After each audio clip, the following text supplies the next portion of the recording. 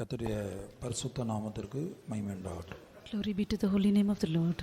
நாம் இந்த நாட்களில் பலிகள் என்கிறதான தலைப்பிலே பரிசுத்த ஆவியானுடைய உதவியோடு தேவனுடைய திருவசனங்களை தியானித்து வருகிறோம். These days we've been meditating the word of God by the theme sacrifices by the assistance of the Holy Ghost. 50ஆம் சங்கீதம் 5ஆம் வசனத்தை வாசிப்போம். Let's read Psalms 50 verse 5. Gather my saints together unto me, those that have made a covenant with me by sacrifice. பலியினாலே என்னோட உடன்படிக்கை பண்ணின என்னுடைய பரிசுத்தவான்களை என்னிடத்தில் கூட்டுங்கள் என்பார். கர்த்தருடைய பரிசுத்த நாமத்திற்கு மகிமை உண்டாகட்டும். Glory be to the holy name of the Lord. கர்த்தராகிய இயேசு கிறிஸ்துவின் ரகசிய வருகையில் எல்லா பரிசுத்தவான்களும் எடுத்துக்கொள்ளப்படுகிறதில்லை.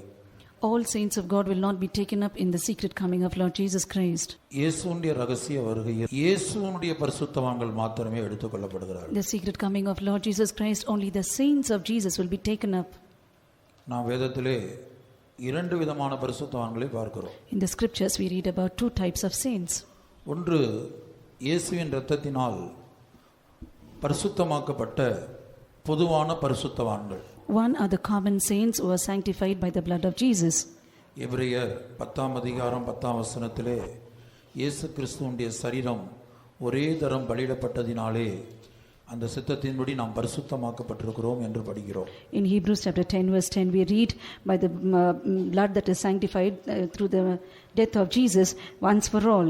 இயேசு கிறிஸ்துவினுடைய சரீரம் ஒரே தரம் பலியிடப்பட்டதினாலே அந்த சித்தத்தின்படி நாம் பரிசுத்தமாக்கப்பட்டிருக்கிறோம். By the which will we are sanctified through the offering of the body of Jesus Christ once for all. கர்த்தருடைய பரிசுத்த நாமத்திற்கு மகிமை உண்டாகட்டும். Glory be to the holy name of the Lord.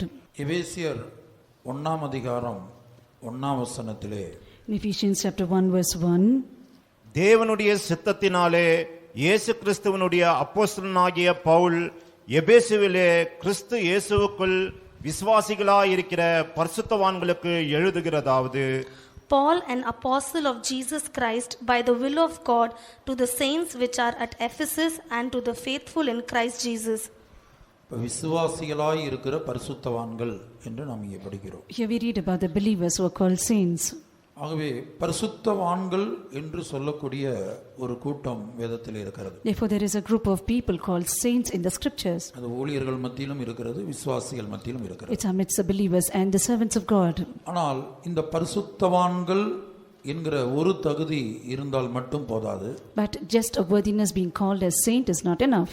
இந்த பரிசுத்தவான்கள் கர்த்தராகிய இயேசு இவர்கள் என்னுடைய பரிசுத்தவான்கள் என்று சொல்லக்கூடிய இடத்துக்கு வர வேண்டும். Now these saints have to come to a place where they are called my saints. நான் மறுபடியும் சொல்லுகிறேன். Once again I repeat, இந்த பரிசுத்தவான்கள் these saints, அது விசுவாசிகள் மத்தியில் இருந்தாலும், whether amidst the believers, ஊழியர்கள் மத்தியில் இருந்தாலும், whether amidst the servants of God, இந்த பரிசுத்தவான்கள் என்று அழைக்கப்படக்கூடிய கூட்டத்தார், these group of people who are called as saints, இயேசுவுடைய பரிசுத்தவான்கள் என்கிற இடத்திற்கு உயர்த்தப்பட வேண்டும். they have to be lifted up to a state called the saints of Jesus. சகரியா 14ஆம் அதிகாரம் 5ஆம் வசனம். Zechariah 14:5. அப்போது என் மலைகளின் பள்ளத்தாக்கு வழியாய் ஓடிப்போவீர்கள், மலைகளின் பள்ளத்தாக்கு ஆத்சால் மட்டும் போகும். நீங்கள் யூதாவின் ராஜாவாகிய உசியாவின் நாட்களில் பூமி எதிர்ச்சிக்கு தப்பி ஓடிப்போனது போல ஓடிப்போவீர்கள். என் தேவனாகிய கர்த்தர் வருவார், தேவரீரோட எல்லா பரிசுத்தவான்களும் வருவார்கள்.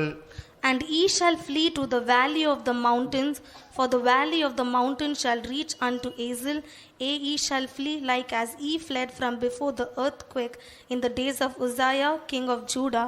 And the Lord my God shall come, and all the saints with thee. இந்த வேத பகுதி அது அர்மகதோன் யுத்தத்துக்கு கர்த்தராகிய இயேசு இந்த பூமிக்கு இறங்கி வரும்போது அவரோடு கூட வரக்கூடிய பரிசுத்தவான்களை பற்றி பேசுகிறது. This scripture portion speaks about the battle of Armageddon, where Jesus will come down with his saints. அப்ப இந்த அர்மகதோன் யுத்தத்துக்கு யார் வருகிறார்கள்? இயேசுவோடு கூட. Who will come with Jesus to the battle of Armageddon? அவருடைய ரகசிய வருகையில் எடுத்துக்கொள்ளப்பட்ட விசுவாசிகளும் தேவனுடைய ஊழியர்களும். All the servants of God and the believers who are taken up with Jesus, and they shall come down as saints. அவர்கள் தேவனுடைய பரிசுத்தவான்களாக அல்லது இயேசுவுடைய பரிசுத்தவான்களாக மாற்றப்பட்டவர்கள். They are the ones who are transformed as the saints of God or the saints of Jesus. கர்த்தருடைய பரிசுத்த நாமத்துக்கு மகிமை உண்டாகட்டும். Glory be to the holy name of the Lord. ஆகவே தான் 50ஆம் சங்கீதம் 5ஆம் வசனத்திலே Therefore in Psalms 50 verse 5, நான் வாசிக்க கேட்டோம், we've heard them reading, எல்லா பரிசுத்தவான்களை கூட்டுங்கள் என்றல்ல, not to gather all saints, பலியினாலே என்னோடு உடன்படிக்கை பண்ணின என்னுடைய பரிசுத்தவான்களை கூட்டுங்கள் என்பார். you will say, gather my saints who have made a covenant with me by sacrifice. ஒரு முறை கூட அந்த வசனத்தை வாசிப்போம். Let's read that verse once again. Gather my saints together unto me, those that have made a covenant with me by sacrifice. பலியினாலே என்னோட உடன்படிக்கை பண்ணின என்னுடைய பரிசுத்தவான்களை என்னிடத்தில் கூட்டுங்கள் என்பார். என்னுடைய பரிசுத்தவான்களை என்னிடத்தில் கூட்டுங்கள். Gather my saints unto myself.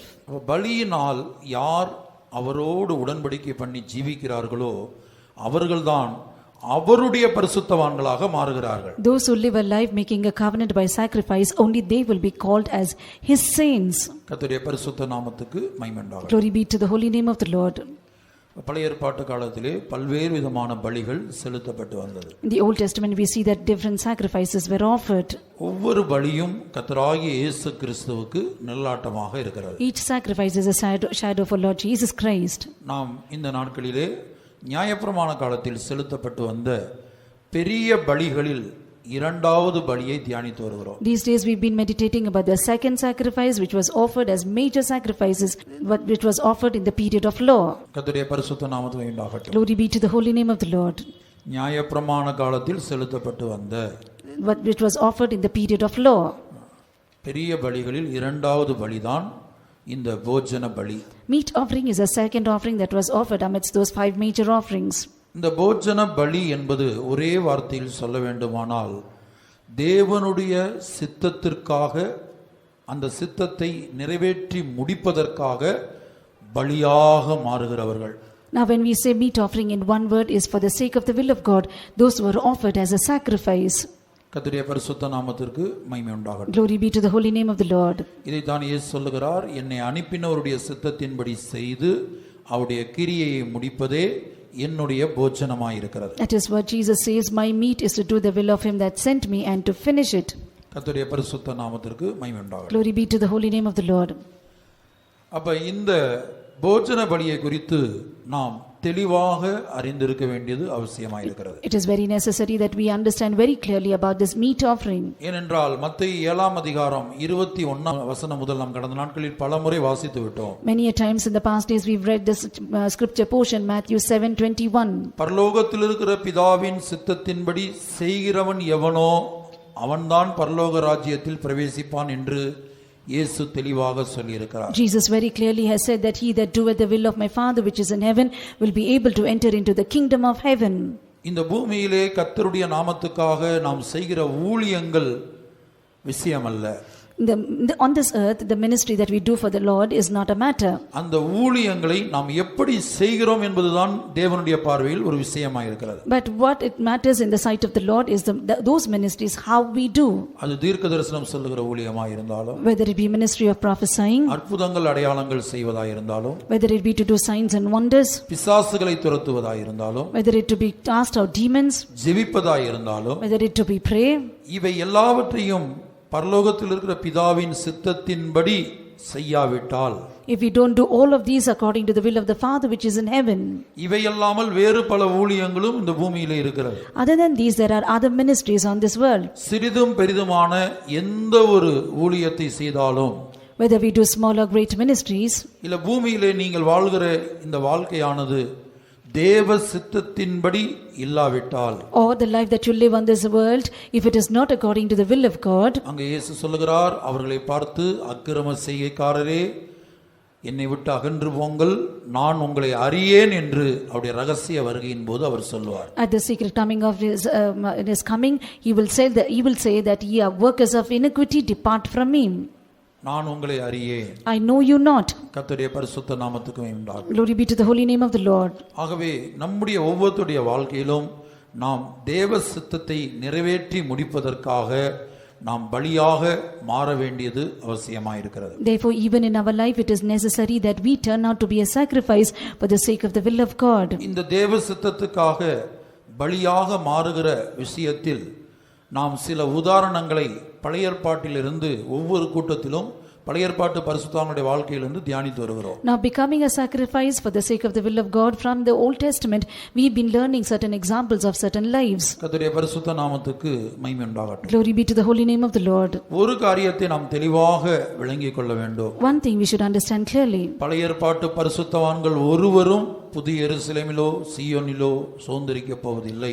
Not any of the Old Testament saints will inherit New Jerusalem or Zion. பழைய ஏற்பாட்டு பரிசுத்தவான்கள் ஒருவரும் இயேசுவுடைய ரகசிய வருகையின் போது உயிர் தெழும்ப போவதில்லை. Not any of the Old Testament saints will rise up in the secret coming of Jesus Christ.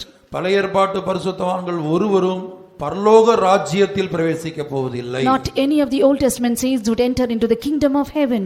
பரலோக ராஜ்யம் என்பது புதிய எருசலேமும் சீயோனும் சேர்ந்து பரலோக ராஜ்யம் என்று அழைக்கப்படுகிறது. Now when we say kingdom of heaven, it comprises with the New Jerusalem and Zion. கர்த்தருடைய பரிசுத்த நாமத்திற்கு மகிமை உண்டாகட்டும். Glory be to the holy name of the Lord. ஆனால் அதே வேளையில் நமக்கு இதற்கு ஒவ்வொரு வேதபாட கூட்டத்திலும் அல்லது ஞாயிற்றுக்கிழமை ஆராதனையிலும் நமக்கு உதாரணமாக தேவன் பழைய ஏற்பாட்டு பரிசுத்தவான்களுடைய ஜீவியத்தை சுபாவத்தை நமக்கு காண்பித்து வருகிறார். The Lord has been showing the lives of the Old Testament saints an example in our Bible studies and Sunday meetings. அவர்களுக்கு இருக்கிற ஜீவியமும் சுபாவமும் நமக்கு இல்லாவிட்டால், if we don't have the life and character which they had, புதிய வானத்துக்கு போகக்கூடிய தகுதி கூட நமக்கு இல்லை என்பதுதான் அதனுடைய அர்த்தம். the meaning of it is we don't even have the worthiness to go to new heaven. அதற்காக பழைய ஏற்பாட்டு பரிசுத்தவான்களை உதாரணமாய் கொடுப்பதினால் அவர்கள் புதிய எருசலேமுக்கோ சீயோனுக்கோ போகிறார்கள் என்ற அர்த்தம் அல்ல. Just because we give their Old Testament saints as example, that it does not mean that they will go to New Jerusalem or Zion. ஆகவே எல்லா கூட்டங்களிலும் இதை நாம் தெளிவாக மனதிலே பதித்துக் கொள்ள வேண்டும். Therefore we have to keep this very well in our mind in all meetings. இன்னொரு முக்கியமான விஷயம் என்னவென்றால், பழைய ஏற்பாட்டு பரிசுத்தவான்களை பொறுத்த வரையிலும் 4 பூரணங்களில் ஏதாயிலும் ஒரு பூரணம் அவர்களுக்கு இருந்தால் போதும். Concerning the Old Testament saints about perfection, and the 4 perfections, if they had only one, that was enough for them. வெளிப்படுத்தின விசேஷம் 4ஆம் அதிகாரத்திலே அங்கே நாம் பார்க்கிறோம் 4 ஜீவன்களை குறித்து பார்க்கிறோமே. In Revelation chapter 4 we read about the 4 creatures. அது ஒவ்வொன்றும் சிங்க முகம், மனுஷ முகம், எருது முகம், கழுகு முகம் என்று 4 முகங்களை பார்க்கிறோம். We see 4 creatures which they had the face of a lion, face of an ox, face of an eagle and a face of a man. இவை ஒவ்வொன்றும் பழைய ஏற்பாட்டு பரிசுத்தவான்களுக்குள் காணப்பட்ட ஒரு பூரணத்தை காட்டுகிறது. Each one of it shows about one perfection which the Old Testament saints had. வெளிப்படுத்தின விசேஷம் 4ஆம் அதிகாரத்திலே சொல்லப்பட்ட அந்த 4 ஜீவன்கள் நித்தியத்திலே புதிய வானத்தை சுதந்தரிக்க போகிறவர்கள். The 4 creatures that we see in Revelation chapter 4 are the new Old Testament saints who inherit new heaven. ஆகவே அவர்களுக்கு ஏதாயிலும் ஒரு பூரணம், இந்த 4 பூரணங்களிலே ஒவ்வொருவருக்கும் ஏதாயிலும் ஒரு பூரணம் இருந்தது. Therefore amidst the 4 perfections, each one of them had one perfection. அந்த ஒரு பூரணத்தை வைத்து அவர்கள் பரலோகத்திலே புதிய வானத்தை சுதந்தரிப்பார்கள். Keeping that one perfection, they would inherit new heaven in the kingdom of God. அதே போல எசேக்கியேல் 1ஆம் அதிகாரத்திலே நாம் 4 முகங்களை குறித்து படிக்கிறோம். At the same time we read about 4 creatures in Ezekiel chapter 1. அது புதிய ஏற்பாட்டு பரிசுத்தவான்களை காட்டுகிறது. It speaks about the New Testament saints of God. அது நம் ஒவ்வொருவரையும் காட்டுகிறது. It speaks each one of us. அப்ப நம்ம ஒவ்வொருவருக்குள்ளே ஒரு தேவனுடைய பிள்ளைக்குள்ளே 4 விதமான பூரணங்கள் உருவாக வேண்டும். Therefore in each one of us and each child of God 4 perfections have to be formed. கிறிஸ்துவுக்குள்ளே பல பூரணங்கள் காணப்பட்டது. There were many perfections in Christ. ஆனா அந்த பல பூரணங்களும் இந்த 4 பூரணங்களுக்குள்ளே தான் அடங்கி இருக்கிறது. All those perfections are hid in these 4 perfections. இப்ப கர்த்தராகிய இயேசு கிறிஸ்துவுக்குள்ளே பரிசுத்தத்தின் பூரணம் இருந்தது. Jesus Christ had perfection in holiness. விசுவாசத்தின் பூரணம் இருந்தது. He had perfection in faith. தேவ சித்தத்தின் பூரணம் இருந்தது. He had perfection in doing the will of God. அன்பின் பூரணம் இருந்தது. There was perfection of love in him. மனுஷ முகம் என்பது அன்பின் பூரணத்தை காட்டுகிறது. Face of a man shows the perfection of love. சிங்க முகம் என்பது விசுவாசத்தின் பூரணத்தை காட்டுகிறது. Face of a lion speaks about the perfection in faith. எருது முகம் என்பது தேவ சித்தத்தின் பூரணத்தை காட்டுகிறது. Face of the ox speaks about perfection in doing the will of God. கழுகு முகம் என்பது பரிசுத்தத்தின் பூரணத்தை காட்டுகிறது. Face of eagle speaks about the perfection in holiness. இந்த 4 பூரணங்கள் கிறிஸ்துவுக்குள்ளே காணப்பட்டது. All these 4 perfections were found in Christ. அந்த 4 பூரணங்கள் நம் ஒவ்வொருவருக்குள்ளும் உருவாக வேண்டும். Those 4 perfections have to be formed in each one of us. கர்த்தருடைய பரிசுத்த நாமத்திற்கு மகிமை உண்டாகட்டும். Glory be to the holy name of the Lord.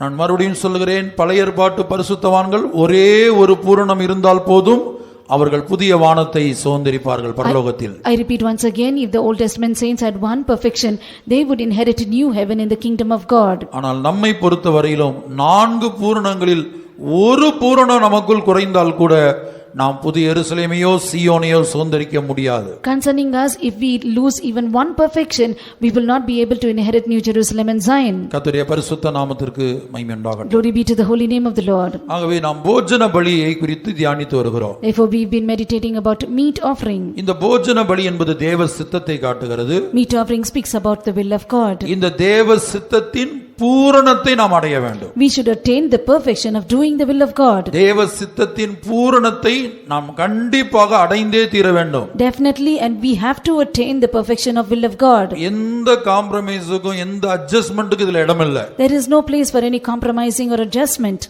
தேவ சித்தத்தின் பூரணத்தை ஒருவேளை என்னுடைய வாழ்க்கையில் நான் அடையாவிட்டால் நிச்சயமாக பரலோக ராஜ்யத்திலே நான் பிரவேசிக்க முடியாது, அல்லது இயேசுவின் ரகசிய வருகையிலே ஒரு காலம் எடுத்துக்கொள்ளப்பட முடியாது. Now if I don't attain the perfection of doing the will of God, definitely I will not enter into the kingdom of heaven, or I will not be caught up in the secret coming of Lord Jesus Christ. ஆகவே எத்தனை வருஷம் இந்த ஊழியத்துல நான் இருக்கிறேங்கிறது விஷயம் அல்ல ஆண்டவருக்கு. Therefore for Lord it does not matter how many years I am in the ministry. தேவ சித்தத்தின் அந்த குறிக்கப்பட்ட வருடம் நம்மை ஒவ்வொருவரையும் உலகத்தில் வைத்திருக்கிறார். Particular years the Lord keeps us on this world. உதாரணமாக ஒரு லா காலேஜில் சேர்ந்தா கிட்டத்தட்ட 4 இருந்து சில 5 வருஷத்துக்குள்ளாக 4 வருஷம் MBBS அந்த ஒரு 4 வருஷம், அடுத்து ஒரு வருஷம் ட்ரைனிங், ஒரு 5 வருஷம். இந்த 5 வருஷத்துக்குள்ள அவங்க அந்த படிப்பை முடிக்கிறாங்க. Now let's say about law college, people who study there have to be there for 4 years and finish it. People are doing MBBS, they have to do it for 4 years and 1 year of the training. சில வேளை அவங்க arrears வச்சிருந்தா ஒரு வருஷமோ 2 வருஷமோ அவங்க wait பண்ணி சில வேளை எழுதலாம். Now if they have arrears, they can wait for 1 or 2 years and finish it. அதுபோல இந்த பூமியில நாம் உயிரோடு இருக்கிற வரைக்கும் தேவன் நமக்கு சந்தர்ப்பம் கொடுக்கிறார். Therefore as long as we are alive on this world, the Lord gives us opportunities. அல்லது இயேசுவின் ரகசிய வருகை வரைக்கும் நமக்கு சந்தர்ப்பம் கொடுக்கப்படுகிறது. Or time is given until the secret coming of Lord Jesus Christ. அப்ப அதற்குள்ளாக நாம் எப்படியாயிலும் இந்த பூரணங்களை அடைந்தே தீர வேண்டும். Somehow within that period we have to attain these 4 perfections. அப்ப நம்ம ஒவ்வொருத்தருடைய வாஞ்சையும் ஜெபமும் எப்படிப்பட்டதா இருக்க வேண்டும்? Therefore what should be our desire and prayer of each one of us? எபிரேயர் 6ஆம் அதிகாரத்திலே சொல்லப்பட்டபடி பூரணராகும்படி முதல் 3 வசனங்களை படிக்கும்போது பூரணராகும்படி கடந்து போவோமாக. If Hebrews chapter 6 from verse 3 verses we read that we need to go on unto perfection. ஒவ்வொரு நாளும் நாம் அதிகாலையில் எழும்பும்போது, Every day when we wake up in the morning, ஒரு புதிய நாளை துவக்கும்போது, starting a new day, அந்த நாளை முடிக்கும்போது, finishing that day, நம்முடைய தவிப்பு, நம்முடைய ஜெபம், நம்முடைய ஏக்கம், நம்முடைய வாஞ்சை எல்லாம் ஆண்டவரே உம்முடைய பூரணத்தை எனக்கு தரணும் என்பதாகத்தான் இருக்க வேண்டும். Our yearning, our groaning and our prayer and our desire should be saying, Lord give me your perfection. Pastor DU. Thomas அவர்கள் அடிக்கடி சொல்வார்கள், Pastor T.U. Thomas very often would say, அது விசுவாசிகளா இருந்தாலும் ஊழியர்களா இருந்தாலும் நீங்கள் வேற எந்த காரியத்துக்காகவும் ஜெபிக்க வேண்டாம். whether you be a servant of God or a believer, don't pray for any other matter. ஒரே ஒரு காரியத்துக்காக ஜெபம் பண்ணுங்கள். Pray for one thing. ஆண்டவரே உம்மை போல என்னை மாற்றும். Lord make me like unto you. உம்மை போல மாற்றணும் அவருடைய சுபாவம், அவருடைய ஜீவியம், அவருடைய பூரணம். If we say his like unto him is his character, his life and his perfection. அது ஒன்றுதான் உங்களுடைய ஜெபமாய் இருக்க வேண்டும், உங்களுடைய தவிப்பாய் இருக்க வேண்டும் என்று சொல்லுவார். He would say that that alone should be your prayer and your groaning. கர்த்தருடைய பரிசுத்த நாமத்துக்கு உண்டாகட்டும். Glory be to the holy name of the Lord. உலக பிரகாரமான காரியங்களுக்காக நீங்கள் ஜெபிக்கவே வேண்டாம் என்று அவர் சொல்லுவார். He would say that don't pray for the worldly matters. நீங்கள் பூரணத்துக்காக இயேசுவை போல மாற வேண்டும் என்ற அந்த ஒரு விஷயத்துக்காக ஜெபித்தால் மற்ற எல்லா காரியங்களையும் உங்களுடைய உலக பிரகாரமான தேவைகளை கர்த்தர் கொடுப்பார். He would say that you pray only for becoming like Jesus or for his perfection. All your worldly matters the Lord will grant it to you. கர்த்தருடைய பரிசுத்த நாமத்திற்கு மகிமை உண்டாகட்டும். Glory be to the holy name of the Lord. ஆகவே தேவ சித்தத்தின் பூரணத்தை நாம் அடைய வேண்டும். Therefore we need to attain the perfection of the will of God. அந்த தேவ சித்தத்தின் பூரணத்தை நாம் அடைய வேண்டுமானால், If we have to attain the perfection of the doing will of God, ஒரு பலி இல்லாமல் அடைய முடியாது. we cannot attain it without a sacrifice. ஆகவே தான் எபிரேயர் 10ஆம் அதிகாரம் 14ஆம் வசனத்திலே பலியின் மூலமாகத்தான் பூரணம் உண்டாகிறது என்று படிக்கிறோம். Therefore in Hebrews 10:14 we read that there is perfection only by offering. ஏனெனில் பரிசுத்தமாக்கப்படுகிறவர்களை ஒரே பலியினாலே இவர் என்றென்றைக்கும் பூர்ணப்படுத்தி இருக்கிறார். For by one offering he hath perfected forever them that are sanctified. பூரணம் எப்படி வருகிறது? How does perfection come? பூரணத்தை எப்படி எந்த கடையில போய் வாங்க முடியும்? Which shop can you buy this perfection? பூரணம் எங்க கிடைக்கும்? Where will you get this perfection? ஒரு பலியின் மூலமாகத்தான். It is only by an offering. அப்ப பரிசுத்தம் ஆகிறவர்களை பாருங்க, ஏற்கனவே இவங்க பரிசுத்தமா தான் இருக்கிறாங்க. Now these people are already sanctified. ஆனா பூரணம் இல்ல. But there is no perfection. அப்ப பரிசுத்தமாக்கப்பட்டவங்களை ஒரே பலியினால அவர் என்றென்றைக்கும் பூரணப்படுத்தி இருக்கிறார். Now he has perfected them who are sanctified along with one offering. அப்ப பரிசுத்தம் எப்படி ஆக்கப்பட்டாங்க? How are they made sanctified? அதுவும் ஒரு பலியின் மூலமாகத்தான். That also is by an offering. அதைத்தான் எபிரேயர் 10:10ல நாம் வாசித்தோம். That is what we read in Hebrews 10:10. இயேசு கிறிஸ்துவின் சரீரம் ஒரே தடம் பலியிடப்பட்டதினாலதான் நாம் பரிசுத்தமாக்கப்பட்டிருக்கிறோம். We are sanctified because Jesus was offered as once for all once. அப்ப பரிசுத்தமாக்கப்பட்ட பிற்பாடு நாம் நம்முடைய பிரயாணத்தை அதோடு நிறுத்திக் கொள்ள கூடாது. Now after being sanctified we cannot stop our journey with it. நாம் பரிசுத்தமாக்கப்பட்ட பிற்பாடு திருப்தியாகி அங்கேயே நின்று விட கூடாது. After we are sanctified we cannot be satisfied and remain in that place. நம்முடைய பிரயாணம் இன்னும் தொடர்கிறது. Our journey continues. அப்ப பரிசுத்தமாக்கப்படக்கூடிய அந்த இடத்திலிருந்து மறுபடியும் ஒரே பலியினால பூரணத்தை நோக்கி நாம் போக வேண்டும். Now after being sanctified from that place with that one offering we have to go on unto perfection. கர்த்தருடைய பரிசுத்த நாமத்துக்கு உண்டாகட்டும். Glory be to the holy name of the Lord. அப்ப இங்கே சொல்லப்பட்ட அந்த ஒரே பலி கர்த்தராகிய இயேசுதான். Now this one offering is Lord Jesus Christ. அப்ப இயேசு என்கிற அந்த பலியை நீங்கள் தினந்தோறும் தியானித்தால் மட்டும்தான், only when you meditate about that offering which is Jesus, இயேசு என்கிற பலியை நீங்கள் எந்த அளவுக்கு அதிகமாய் தியானிக்கிறீர்களோ, to what extent more that you meditate the offering which is Jesus, அப்படி தியானிக்கத்தான் நாம் நம்மை பலியாக ஒப்பு கொடுக்க முடியும். as long as we go on meditating and meditating and meditating we can offer ourselves as a sacrifice. ஆவியானவர் இதை எம்பசைஸ் பண்ண விரும்புகிறார். Spirit of the Lord wants to emphasize it. அதாவது மறுபடியுமாக வலியுறுத்தி சொல்ல விரும்புகிறார். Or he wants to emphasize it once again. எந்த அளவுக்கு ஒரு ஊழியரோ ஒரு விசுவாசியோ ஒரு புதிய ஆத்துமாவோ, to what extent a believer or a servant of God or a new soul, கர்த்தராகிய இயேசு கிறிஸ்து என்கிற அந்த ஒரே பலியை தினந்தோறும் அனுதினமும் நோக்கி பார்த்து தியானித்து பார்க்கிறார்களோ, as long as they look unto it and meditate that offering which is Jesus every day, அவரை கவனித்து பார்க்கிறார்களோ, those who consider him, அந்த அளவுக்கு தான் அந்த பார்க்கக்கூடிய மனிதன் ஒரு பலியாக மாற முடியும். to that extent only the person who sees it will become a sacrifice. என் இயேசுவே இப்படி தேவ சித்தத்துக்காக பாடுபட்டிருக்கிறார். When my Jesus has suffered so much for the will of N God, இயேசுவே அவமானப்பட்டிருக்கிறார். when my Jesus has gone through shame, என் இயேசுவே முகத்தில காரி துப்பப்பட்டிருக்கிறார். when my Jesus was spat on his face, என்னுடைய இயேசுவின் மாம்சமெல்லாம் கிழிந்து தொங்கிக் கொண்டிருக்கிறது. when the flesh of my Jesus was torn and hanging, அவருடைய சரீரத்தில் ஒரு சொட்டு இரத்தத்தை கூட பிதா விட்டு வைக்கவில்லை. God the Father did not spare even a drop of blood in his body. அந்த சரீரத்தில் இரத்தமே இல்லை என்பதற்கு அடையாளமாகத்தான், for a sign that there was no blood in his body, ஒரு போர் வீரன் வந்து அவருடைய விலாவில ஈட்டினால் குத்தி இழுத்தபோது, when one soldier pierced his sides with a spear, முதலாவது இரத்தம் புறப்பட்டு வந்தது, பிற்பாடு தண்ணீர் வந்தது என்று படிக்கிறோம். we read that firstly blood came and after that it was water. அப்ப ஒரு சொட்டு இரத்தம் கூட அந்த சரீரத்தில் விட்டு வைக்கப்படவில்லை. Therefore even a drop of blood was not spared in this body. அந்த இயேசுவை நாம் அனுதினமும் நோக்கி பார்க்க வேண்டும். That Jesus we need to every day look on. ஆகவே தான் பரிசுத்த பவுல் இவ்விதமாய் சொல்லுகிறார் 2 கொரிந்தியர் 4:10ல, இயேசுவின் மரணத்தை எங்கள் சரீரத்தில் எப்போதும் சுமந்து திரிகிறோம். Therefore in 2 Corinthians 4:10 the Saint Paul says that we bear the marks of the of Christ in our body every day. நாம் 6 மாதத்துக்கு ஒரு முறை சுமக்க கூடாது. Not that bearing it just for 6 months. பரிசுத்த பந்தி கூட்டம் எப்போது வருது, சுத்திகரிப்பு கூட்டம் எப்போது வருது, வருட கடைசி எப்போது வருகிறது, ஈஸ்டர் வீக் எப்போது வருகிறது, அப்போது மாத்திரம் சுமக்க கூடாது. Not just for the Easter weekend or for the sanctification meeting or communion service or for the end of year, not for that. தினந்தோறும், every day, எப்போதும், all the time. வாசிப்போம் 2 கொரிந்தியர் 4:10. 2 Corinthians 4:10. Always bearing about in the body the dying of the Lord Jesus, that the life also of Jesus might be made manifest in our body. கர்த்தராகிய இயேசுவினுடைய ஜீவனும் எங்கள் சரீரத்திலே விளங்கும்படிக்கு இயேசுவின் மரணத்தை எப்பொழுதும் எங்கள் சரீரத்தில் சுமந்து திரிகிறோம். எங்கள் சரீரத்தில் சுமந்து திரிகிறோம் இயேசுவின் மரணத்தை எப்போதும். Always we bear the suffering of Jesus in our body. அப்ப சரீரத்தில் சுமந்து திரிகிறனா அதோட அர்த்தம் என்ன? What do you mean by taking in the body? நம்முடைய ஆவியிலே, நம்முடைய மனதிலே நாம் இயேசுவின் மரணத்தை சுமக்க வேண்டும். In our spirit, in our mind, we need to bear the death of Jesus. ஏனா ஒவ்வொரு மனிதனுடைய சரீரத்திலும் ஆவி, ஆத்மா, சரீரம் என்று மூன்று பகுதிகள் இருக்கிறது. There are three aspects in a person, which is body, soul and spirit. அப்ப இயேசுவின் மரணத்தை எப்போதும் நம்முடைய மனதில் சுமக்க வேண்டும், நம்முடைய இருதயத்தில் சுமக்க வேண்டும், நம்முடைய சரீர அவயவங்களில் சுமக்க வேண்டும். The death of Jesus has to be borne in our body, soul and spirit. கர்த்தருடைய பரிசுத்த நாமத்துக்கு உண்டாகட்டும். Glory be to the holy name of the Lord. அப்ப நம்முடைய கண்களுக்கு முன்பாக கல்வாரி காட்சி இருக்கிறது என்று சொன்னா நம்முடைய கண்கள் அவருடைய மரணத்தை சுமக்கிறோம்.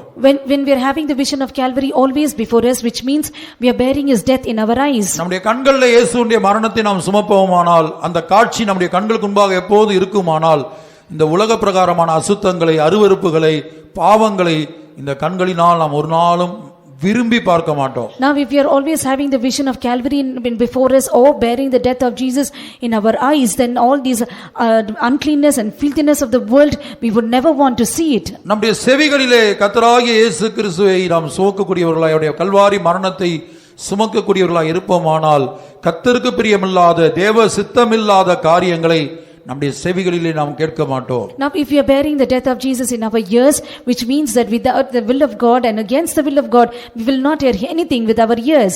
எம்மாவு சென்று கொண்ட சீசர்களைப் போல, அந்த சீசர்களைப் போல இயேசுவுடைய மரணத்தை நம்முடைய வாயில் சுமப்போமானால், like the disciples who went to Emmaus, now if we are bearing the death of Jesus in our mouth, நாம் எப்போது இயேசுவுடைய மரணத்தை குறித்தும் அவருடைய உயிர்த்தெழுதலை குறித்தும் வருகை குறித்தும் மாத்திரமே பேசிக் கொண்டிருப்போம். நம்முடைய வாயிலே மற்றவருடைய குற்றங்கள், குறைவுகள், பாவங்கள், தோல்விகளை பேசக்கூடியவர்களாக ஒருபோதும் இருக்க மாட்டோம். Like them we will always be talking about the death of Jesus, about his sufferings and about him only in our mouth, and we will never speak the shortcomings, sins or failures of others. எம்மாவு சென்று கொண்ட சீசர்கள் 7 அல்லது 8 mile தூரம் பேசிக்கொண்டே போனார்கள் இயேசுவுடைய மரணத்தை குறித்து. The disciples who went to Emmaus, they were speaking about the death of Jesus for 8 miles. கர்த்தருடைய பரிசுத்த நாமத்துக்கு உண்டாகட்டும். Glory be to the holy name of the Lord. ஆகவே பூரணராகும்படி கடந்து போவோமாக. Let us go on unto perfection. தேவ சித்தத்துக்காக பலியாக மாறுவதுதான் ஒரு பூரணத்தை நோக்கி நம்மை கொண்டு போகிறது. Becoming a sacrifice for the sake of the will of God is what takes us unto perfection. ஒரே பலியின் மூலமாக பூரணம். Perfection through one's offering. இன்னொரு விதத்தில் சொல்ல போனால், எங்கே பலி இல்லையோ அங்கே பூரணம் இல்லை. In other words, if we have to say, where there is no offering, there is no perfection. இப்போது நான் என்னை பலியாய் ஒப்பு கொடுக்காமலே மரண பரியந்தம் இந்த வீட்டில் நான் ஊழியம் செய்து கொண்டிருக்கலாம், இந்த ஊழியத்தை செய்து கொண்டிருக்கலாம், தேவனுடைய வீட்டில் நான் வாழலாம். Now I can live as in the house of God, as a servant of God, not as offering myself as a sacrifice all through my days till death. நான் மறுபடியும் சொல்லுகிறேன், Once again I tell, நான் ஒரு ஊழியனாக ஒரு 30 வருஷம் 40 வருஷம் ஊழியம் செஞ்சு மரிக்கிறேன் என்று வைத்துக் கொள்ளுங்கள். now let us consider that for as a servant of God for 30-40 years I do ministry and I die in this house. நான் மரிக்கிற வரைக்கும் பலியாக என்னை ஒப்பு கொடுக்காமலேயே இந்த ஊழியத்தை செய்யவும் முடியும், இந்த ஊழியத்தில் மரிக்கவும் முடியும். Now I can live a life that without offering myself as a sacrifice, I can live this life and then I can also die. கர்த்தருடைய பரிசுத்த நாமத்துக்கு உண்டாகட்டும். Glory be to the holy name of the Lord. ஆனால் நான் ஒரு பலியாக மாற வேண்டும். But I have to become a sacrifice. நான் ஒரு பலியாக மாற வேண்டுமானால், If I have to become a sacrifice, நான் தினந்தோறும் ஒரே பலியாய் சிலுவையிலே தொங்கிக் கொண்டிருக்கிற இயேசுவை நான் நோக்கி பார்க்க வேண்டும். every day I have to look unto Jesus who has offered himself as one offering on the cross. பலியாக எனக்காக மாறின அந்த இயேசுவை என் ஆவி, ஆத்தும, சரீரத்திலே எப்போதும் சுமக்க நான் ஆயத்தமாய் இருக்க வேண்டும். Always I have to be ready to bear the death of Jesus in my body, soul and spirit all the time. இந்த அனுபவங்கள் என்னுடைய வாழ்க்கையில் இல்லாவிட்டால் நான் ஒருபோதும் தேவ சித்தத்துக்காக பலியாக மாற முடியாது. Now if I don't have this experience in my life, I cannot become a meat offering. கர்த்தருடைய பரிசுத்த நாமத்துக்கு மகிமை உண்டாகட்டும். Glory be to the holy name of the Lord. இப்போது பழைய ஏற்பாட்டு பரிசுத்தவான்கள் சிலருடைய வாழ்க்கையிலிருந்து சில உதாரணங்களை நாம் பார்க்க போகிறோம். We are going to see certain examples in the life of Old Testament saints of God. நான் மறுபடியும் சொல்லுகிறேன், இவர்கள் யாரும் புதிய எருசலேமுக்கோ சீயோனுக்கோ போகிறது அல்ல. Once again I tell you, none of them will go to New Jerusalem and Zion. இப்போது ஆவியானவர் ஏன் அதை நமக்கு ஒரு திஷ்டாந்தமாக வைத்திருக்கிறார்? Why has the Spirit of the Lord kept them as examples for us? அவர்களே அந்த ஜீவியம் ஜீவித்திருப்பார்களானால், If they lived that life, அவர்களே அப்படிப்பட்ட பாதையிலே கடந்து போயிருப்பார்களானால், if they alone had to go through that path, இப்ப நாம் எந்த அளவுக்கு நம்மை ஒப்பு கொடுக்க வேண்டும் என்பதை நாம் விளங்கிக் கொள்வதற்காகத்தான். for us to understand to what extent we have to live this life. கர்த்தருடைய பரிசுத்த நாமத்திற்கு மகிமை உண்டாகட்டும். Glory be to the holy name of the Lord. இப்போ நம்முடைய அனுதின வாழ்க்கையில நாம் தேவ சித்தம் செய்கிறவர்களாக மாற வேண்டும். In our everyday life we have to become as ones those who are doing the will of God. இப்போது உங்களுடைய குடும்பத்தை எடுத்துக்கொள்ளுங்கள். கணவன் மனைவி என்கிற ஒரு உறவு இருக்கிறது. Now in a family, let us consider there's a relationship as husband and wife. இந்த கணவன் மனைவி என்கிற இந்த குடும்ப பந்தத்தில் ஒரு தேவ சித்தம் செய்கிற அனுபவம் தேவை. Now in this family bond of being husband and wife, an experience of doing the will of God is necessary. நான் சொல்வது எல்லாவற்றுக்கும் பொருந்தும். நான் 1-2 எக்ஸாம்பிள் தான் கொடுக்கிறேன். அது எல்லாவற்றுக்குமே பொருந்தும். Now I'm going to give you 1 or 2 examples and it will be applicable for all of it. அதாவது நீங்க எழுத்தின்படியாக ஒரு பிரயாணம் பண்றீங்கன்னு வைத்துக்கொள்ளுங்களேன். Now let us consider that you are doing a literal journey. உங்களுடைய உறவினர்கள் நண்பர்கள் சில விவாக பத்திரிகையை கொடுக்குறாங்க, இல்ல ஒரு வீடு கட்டி வீடு பிரதிஷ்டை புதுமனை புகுவிழா, இப்படி பல பத்திரிகைகள் வருகிறது. Now let's consider your friends or your relatives, they call you for a wedding or call you for a house dedication. சாதாரணமா நீங்கள் பண்ணுகிற ஒவ்வொரு பிரயாணமும் கூட அதிலேயும் கூட தேவ சித்தம் இருக்க வேண்டும். In the ordinary journey that you are having, you should also have the will of God in it. நீங்கள் ஒரு பொருளை வாங்குகிறீர்கள், ஒரு பொருளை விற்கிறீர்கள், அதிலேயும் தேவ சித்தம் இருக்க வேண்டும். In the matter of you selling and buying an object, there has to be will of God in it. பிள்ளைகளை வேலைக்கு அனுப்புறீங்க, பிள்ளைகளை படிக்க அனுப்புறீங்க, எங்க அனுப்புறோம், எதற்கு அனுப்புறோம், அதிலேயும் தேவ சித்தம் இருக்க வேண்டும். Now you are sending your children to school, to colleges and to work, and in the places that you are sending them, there has to be will of God. எல்லாவற்றிலும் தேவ சித்தம் இருக்க வேண்டும். In all things there has to be will of God. இப்போது நான் ஒரு உதாரணத்துக்காக சில சம்பவங்களை சொல்லுகிறேன். I'm telling you certain instances. For example, முதலாவதாக விவாகம் ஆனதான ஒரு குடும்பத்தை பழைய ஏற்பாட்டிலிருந்து சொல்லுகிறேன். from the Old Testament I will tell you about a family who are married. இரண்டாவதாக விவாகத்துக்காக நிச்சயிக்கப்பட்ட ஒரு குடும்பத்தை குறித்து புதிய ஏற்பாட்டில் பார்ப்போம். In New Testament we will see a person who is appointed for marriage. கர்த்தருடைய பரிசுத்த நாமத்துக்கு மகிமை உண்டாகட்டும். Glory be to the holy name of the Lord. அப்ப இங்க நான் பார்க்கும்போது Here we see முதலாவது பழைய ஏற்பாட்டில் ஆபிரகாம் சாராள் என்கிற ஒரு கணவன் மனைவி. in the Old Testament we see about Abraham and Sarah who have been husband and wife. 1 பேதுருல பேதுரு அப்போஸ்தலன் மூலமாக ஆவியானவர் சாராளை பற்றிய சாட்சியை சொல்லுகிறார். In 1 Peter the Spirit of the Lord gives testimony about Sarah. சாராளை பற்றி என்ன சொல்லுகிறார்? What does the Lord tell about Sarah? அந்த சாராள் தன்னுடைய கணவனை ஆண்டவனே என்று அழைத்து அவனுக்கு கீழ்ப்படிந்திருந்தால். We see that Sarah obeyed Abraham, calling him Lord. 1 பேதுரு 3ஆம் அதிகாரம் 5ஆம் வசனம் 5-6. 1 Peter chapter 3 verse 5 and 6. For after this manner in the old time the holy women also who trusted in God adorned themselves, being in subjection unto their own husbands, even as Sarah obeyed Abraham, calling him Lord, whose daughters ye are, as long as ye do well and are not afraid with any amazement. இப்படியே பூர்வத்தில் தேவனிடத்தில் நம்பிக்கையாயிருந்த பரிசுத்த ஸ்திரீகளும் தங்களுடைய புருஷர்களுக்கு கீழ்ப்படிந்து தங்களை அலங்கரித்தார்கள். அந்தபடியே சாராள் ஆபிரகாமை ஆண்டவன் என்று சொல்லி அவனுக்கு கீழ்ப்படிந்திருந்தால், நீங்கள் நன்மை செய்து ஒரு ஆபத்துக்கும் பயப்படாதிருந்தீர்களானால் அவளுக்கு பிள்ளைகளாய் இருப்பீர்கள். கர்த்தருடைய பரிசுத்த நாமத்துக்கு மகிமை உண்டாகட்டும். Glory be to the holy name of the Lord. பொதுவாக ஆபிரகாமை குறித்து பல மேன்மையான காரியங்களை நம்முடைய முற்பிதாக்கள் பிரசங்க பண்ணி நாம் கேட்டிருக்கிறோம். நானும் கூட பல சந்தர்ப்பத்தில் ஆபிரகாமுடைய மேன்மை, ஈசாக்கை பலியாய் கொடுத்தது, இப்படிப்பட்ட காரியங்களை மேன்மையாய் ஆபிரகாமுடைய ஜீவியத்திலிருந்து மேன்மையாய் சொல்லி கேட்டிருக்கிறோம். We have heard about our former saints, fathers who have already spoken about the excellencies. Our forefathers. Our forefathers have spoken about the excellency of Abraham. Even many a times, even I have preached about Abraham. மாத்திரமல்ல, இப்ப லோத்தை சத்துருக்கள் பிடித்து கொண்டு போன போது வெறும் 318 பேரை கொண்டு தன்னுடைய ஜீவனை பணைய வைத்து ஆபிரகாம் அவனை மீட்டு கொண்டு வருகிறான். Now we see that when Lot was taken by the enemies, Abraham kept his life in jeopardy and he took 318 servants and went to deliver him. கர்த்தருடைய பரிசுத்த நாமத்துக்கு மகிமையுண்டாகட்டும். Glory be to the holy name of the Lord. தனக்கு சத்துருவாய் மாறி தன்னுடைய வேலைக்காரர்கள் முன்பாக தன்னை அவமானப்படுத்தி போன லோத்து, Lot who became an enemy and insulted Abraham in front of the servants. ஆனா அந்த லோத்தை ஆபிரகாம் போய் தன்னுடைய ஜீவனை பணைய வைத்து காப்பாற்றி வந்தபோது பரிசுத்த ஆவியானவர் அந்த பரிசுத்த ஆவியானவர் ஒரு மனித ரூபத்தில் இந்த பூமிக்கு இறங்கி வந்து ஆபிரகாமுக்கு அப்பமும் ரசமும் கொடுத்தார் என்று படிக்கிறோம். We read that enemy Lot who went against Abraham, that Abraham kept his life in jeopardy and went and delivered him. For him the Spirit of the Lord descended in the form of a man and gave him bread and wine. மெல்கிசேதேக்கு என்பவர் இறங்கி வந்து அப்பமும் ரசமும் கொடுத்தார் என்று எழுதப்பட்டிருக்கிறது. அது பூமியில் உள்ள மனிதன் அல்ல அது.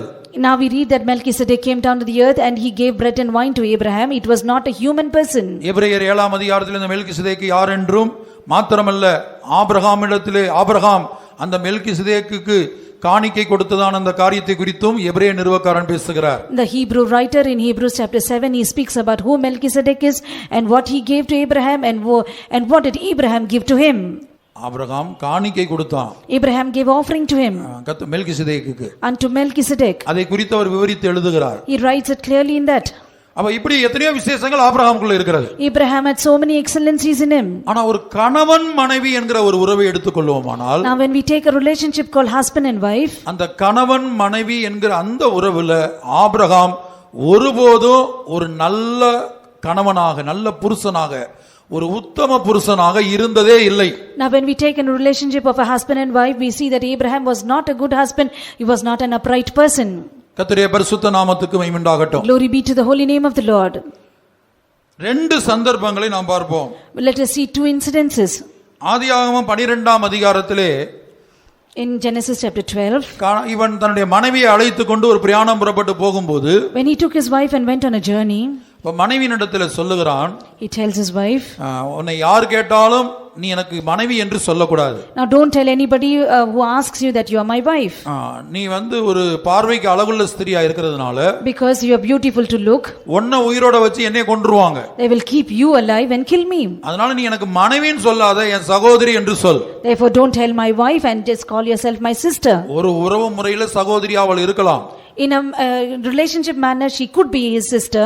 ஆனா இவ மனைவியாய் வாழ்ந்து கொண்டிருக்கிறவளை பார்த்து, Now one who is living as a wife looking at her, தன்னுடைய சொந்த ஜீவனுக்கு பயப்படுகிறானே ஒழிய தன்னுடைய மனைவியை தன்னை நம்பி வந்த மனைவியை பாதுகாக்க வேண்டும் காப்பாற்ற வேண்டும் என்கிற வெளிப்படுத்தல் ஆபிரகாமுக்கு இல்லை. Now she who's been living with him as a wife, he had no revelation that he has to keep her and preserve her, but he is only afraid of his own life. அந்த காரியத்துக்கும் அந்த சாராள் என்கிற மனைவி கீழ்ப்படிவதை பாருங்கள். See the Sarah his wife obeys for that matter too. இப்ப நீங்க யாரா பிராக்டிகலாக ஒரு கணவன் ஒரு இடத்துக்கு போகும்போது என் மனைவின்னு யார்ட்டையும் சொல்லாத, வெளியில யார்ட்டையும் என் மனைவின்னு சொல்லாத அப்படின்னு சொன்னா நீங்க விட்டு வைப்பீங்களா? Now practically let us consider that if somebody is telling you not to call yourself as your wife, will you spare him? ஒரு பாட்டியாவது விட்டு வைப்பீங்களா? Even will you spare the old grandmother? ஒருத்தர் அதுக்கு சம்மதிக்க மாட்டாங்க. Nobody would agree to it. நீங்க கொஞ்சம் அதெல்லாம் தியானிங்க. இயேசு சொல்றார் வேத வாக்கியங்களை ஆராய்ந்து பாருங்க. Jesus says search the scriptures. அந்த ஆழத்துக்கு இறங்கி பார்க்கணும். Get into the depth of it. இந்த சாராள் அதுக்கு ஓகே சொல்றா, சரி நான் அப்படியே சொல்றேன். Now Sarah says okay to it and she says I will tell likewise. அவன் சொல்றதுக்கு கீழ்ப்படிகிறாள். She obeys for what he says. ஆனா என்ன நடந்தது? But what happened? இந்த சாராளை பார்வோனுடைய அரண்மனையிலிருந்து தூக்கி கொண்டு போய் விட்டார்கள். Now they took this Sarah into the palace of Pharaoh. நீ ஆதியாகமம் 12ஆம் அதிகாரம் 12ஆம் வசனத்துல ஆபிரகாமுடைய மனைவியை பார்த்து சொல்றான். Now Abraham says like this to his wife Sarah in Genesis 12:12. 11 12 13 verses 11 to 13. And it came to pass when he was come near to enter into Egypt, that he said unto Sarah his wife, Behold, now I know that thou art a fair woman to look upon. Therefore it shall come to pass, when the Egyptians shall see thee, that they shall say, This is his wife, and they will kill me, but they will save thee alive. Say, I pray thee, thou art my sister, that it may be well with me for thy sake, and my soul shall live because of thee. அவன் எகிப்துக்கு சமீபமாய் வந்தபோது தன் மனைவி சாராயை பார்த்து, நீ பார்வைக்கு அழகுள்ள ஸ்திரீ என்று அறிவேன். எகிப்தியர் உன்னை காணும்போது இவள் அவனுடைய மனைவி என்று சொல்லி என்னை கொன்று போட்டு உன்னை உயிரோடு வைப்பார்கள். ஆகையால் உன் நிமித்தம் எனக்கு நன்மை உண்டாகும்படிக்கும் உன்னாலே என் உயிர் பிழைக்கும்படிக்கும் நீ உன்னை என் சகோதரி என்று சொல் என்றான். பாருங்க, இதுதான் முதல் காரியம். This is the first thing. இரண்டாவது அதைவிட ஒரு பெரிய கொடுமை சாராளுடைய வாழ்க்கையில் சம்பவித்தது. Now second big torture that took place in the life of Sarah. அதை 15-16 வசனங்களை வாசியுங்கள். Verses 15 and 16.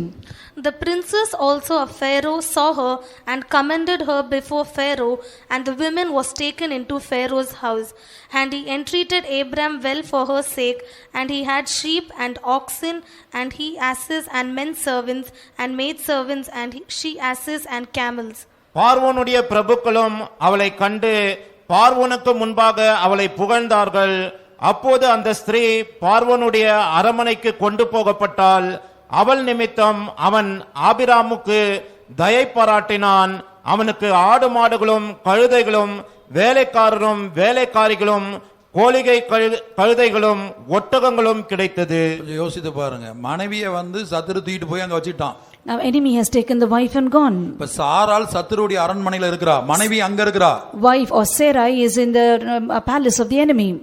அந்த மனைவி நிமித்தமாக இவனுக்கு ஆடு மாடும் ஒட்டகமும் கழுதையும் குதிரையும் கிடைச்சிட்டு இருக்குது. Now because of her he has been getting camels and sheep and asses and everything. அப்ப பாருங்க, மனைவி அங்க விட்டுட்டு அங்கிருந்து கிடைக்கக்கூடிய இந்த பொருள் எல்லாம் வாங்கிட்டு உட்கார்ந்து இருக்கிறான். Now keep leaving the wife in the palace. Now he is enjoying the things that he got. இதை இன்னும் சற்று நீங்கள் ஆழமாக தியானித்துக் கொள்ளுங்கள். You can meditate it more deeply for this. நான் எதற்காக சொல்கிறேன் என்றால் இவை எல்லாம் தேவ சித்தத்தின் ஒரு பகுதியாக இருக்கிறது. Why I am telling all these things is one of the aspect of the will of God.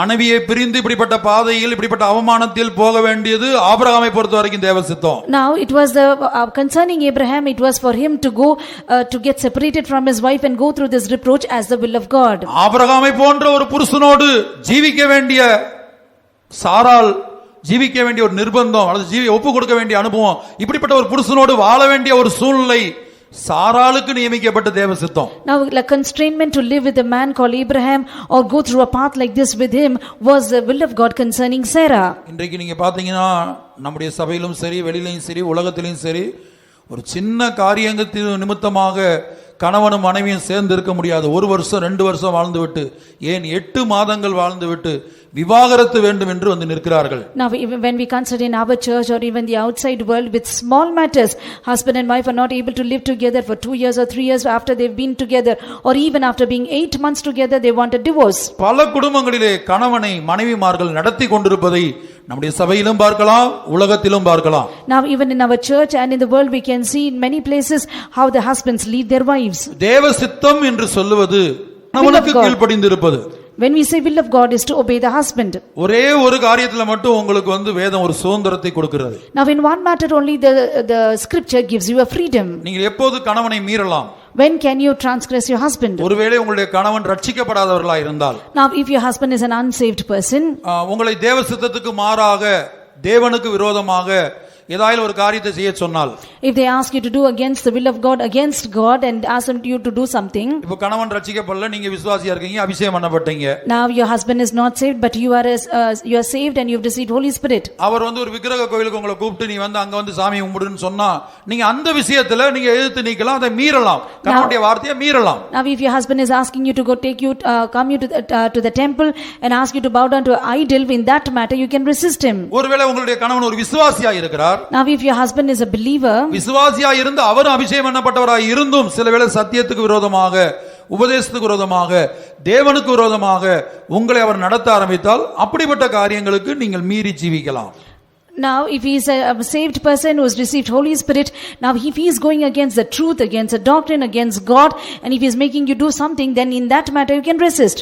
உதாரணமாக 2 ஸ்திரீகளை நான் சொல்லுகிறேன். I give you 2 women as example. ஒரு சந்தர்ப்பத்திலே ஒரு ஸ்திரீயுடைய மகன் மரித்து போய்விட்டான், குழந்தை மரித்து போய்விட்டது. At one time a woman's son died.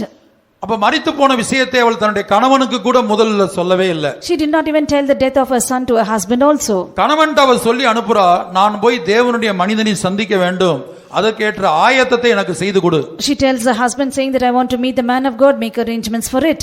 அப்போ கணவன் கேட்கிறான், இன்னைக்கு அமாவாசையும் கிடையாது, ஓய்வு நாளும் கிடையாது, நீ இப்ப திடீர்னு எதுக்கு தேவனுடைய மனுஷனை ஊழியக்காரங்களை பார்க்க போகணும்னு கேட்டு விடுறான். Now the husband says that today is not Sabbath nor full moon day, and what is the reason for you to go meet the man of God? இந்த வேத பகுதி எடுத்து படித்துக் கொள்ளுங்க, இப்ப எல்லாத்தையும் வாசிக்க இப்ப சமயம் இல்ல. Now please take that scripture portion and read it. No time to read all of it. கவனமாய் கேளுங்க, நன்றாக கவனிங்க. You listen to me carefully. அங்கே கணவனும் மனைவியும் அந்த நாட்கள்ல தேவனுடைய நியாயப்பிரமாணத்தை அறிந்தவங்க தான், ரெண்டு பேருமே தேவனுடைய பிள்ளைகள் தான். Now in the period of law, this husband and wife, they were all the children of God.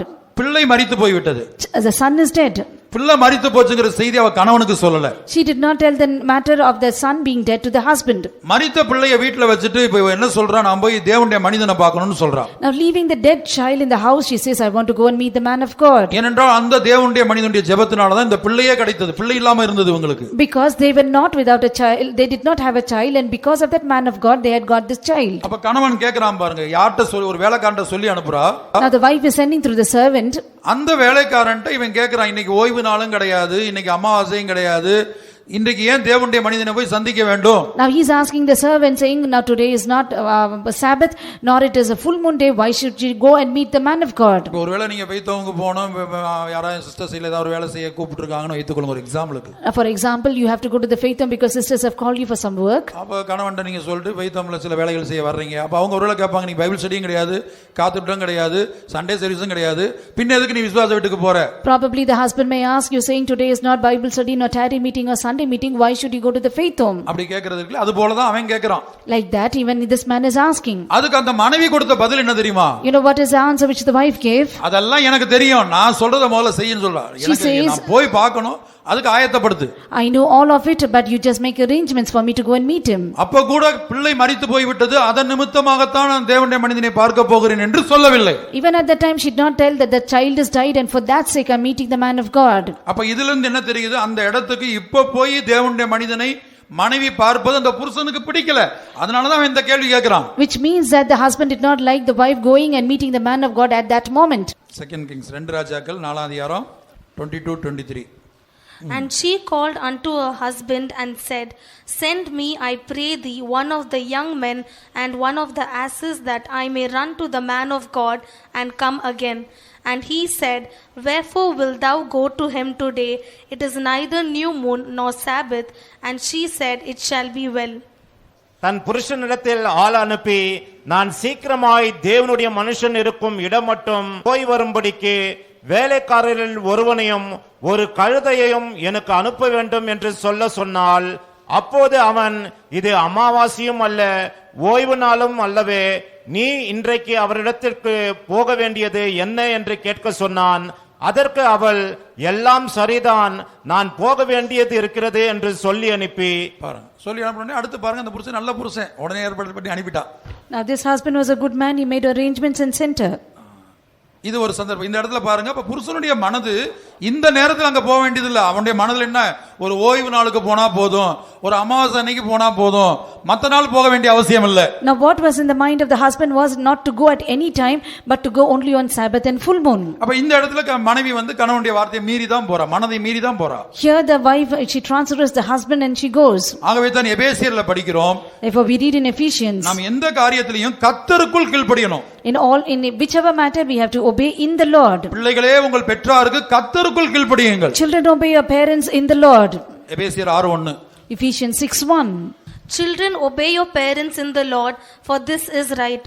பிள்ளைகளே, உங்கள் பெற்றாருக்கு கர்த்தருக்குள் கீழ்ப்படியுங்கள், இது நியாயம். தாய் தகப்பனை கனம் பண்ணணும் என்று ஒரு பிரமாணம் கொடுக்கப்பட்டிருக்கிறது. A commandment was given to honor father and mother. ஆனா அதே வேளை அந்த தாய் தகப்பன் சத்தியத்துக்கு விரோதமாய் உன்னை நடத்தினால், But at the same time that father and mother are leading you against the truth. இப்ப சில பிள்ளைங்க பாருங்க, ஊழியத்துக்கு வர்றதுக்கு இருப்பார்கள், கர்த்தருடைய அழைப்பு இருக்கும். Some children will want to come for ministry because they have calling. ஒரு இந்து குடும்பத்தில் உள்ளவங்க கூட சில வேளை பிள்ளைகளை ஊழியத்துக்கு விட்டுறாங்க. இந்துல இருந்து ரட்சிக்கப்பட்டு வந்தவங்க, சில வேளை இந்துவா இருக்கிறவங்க.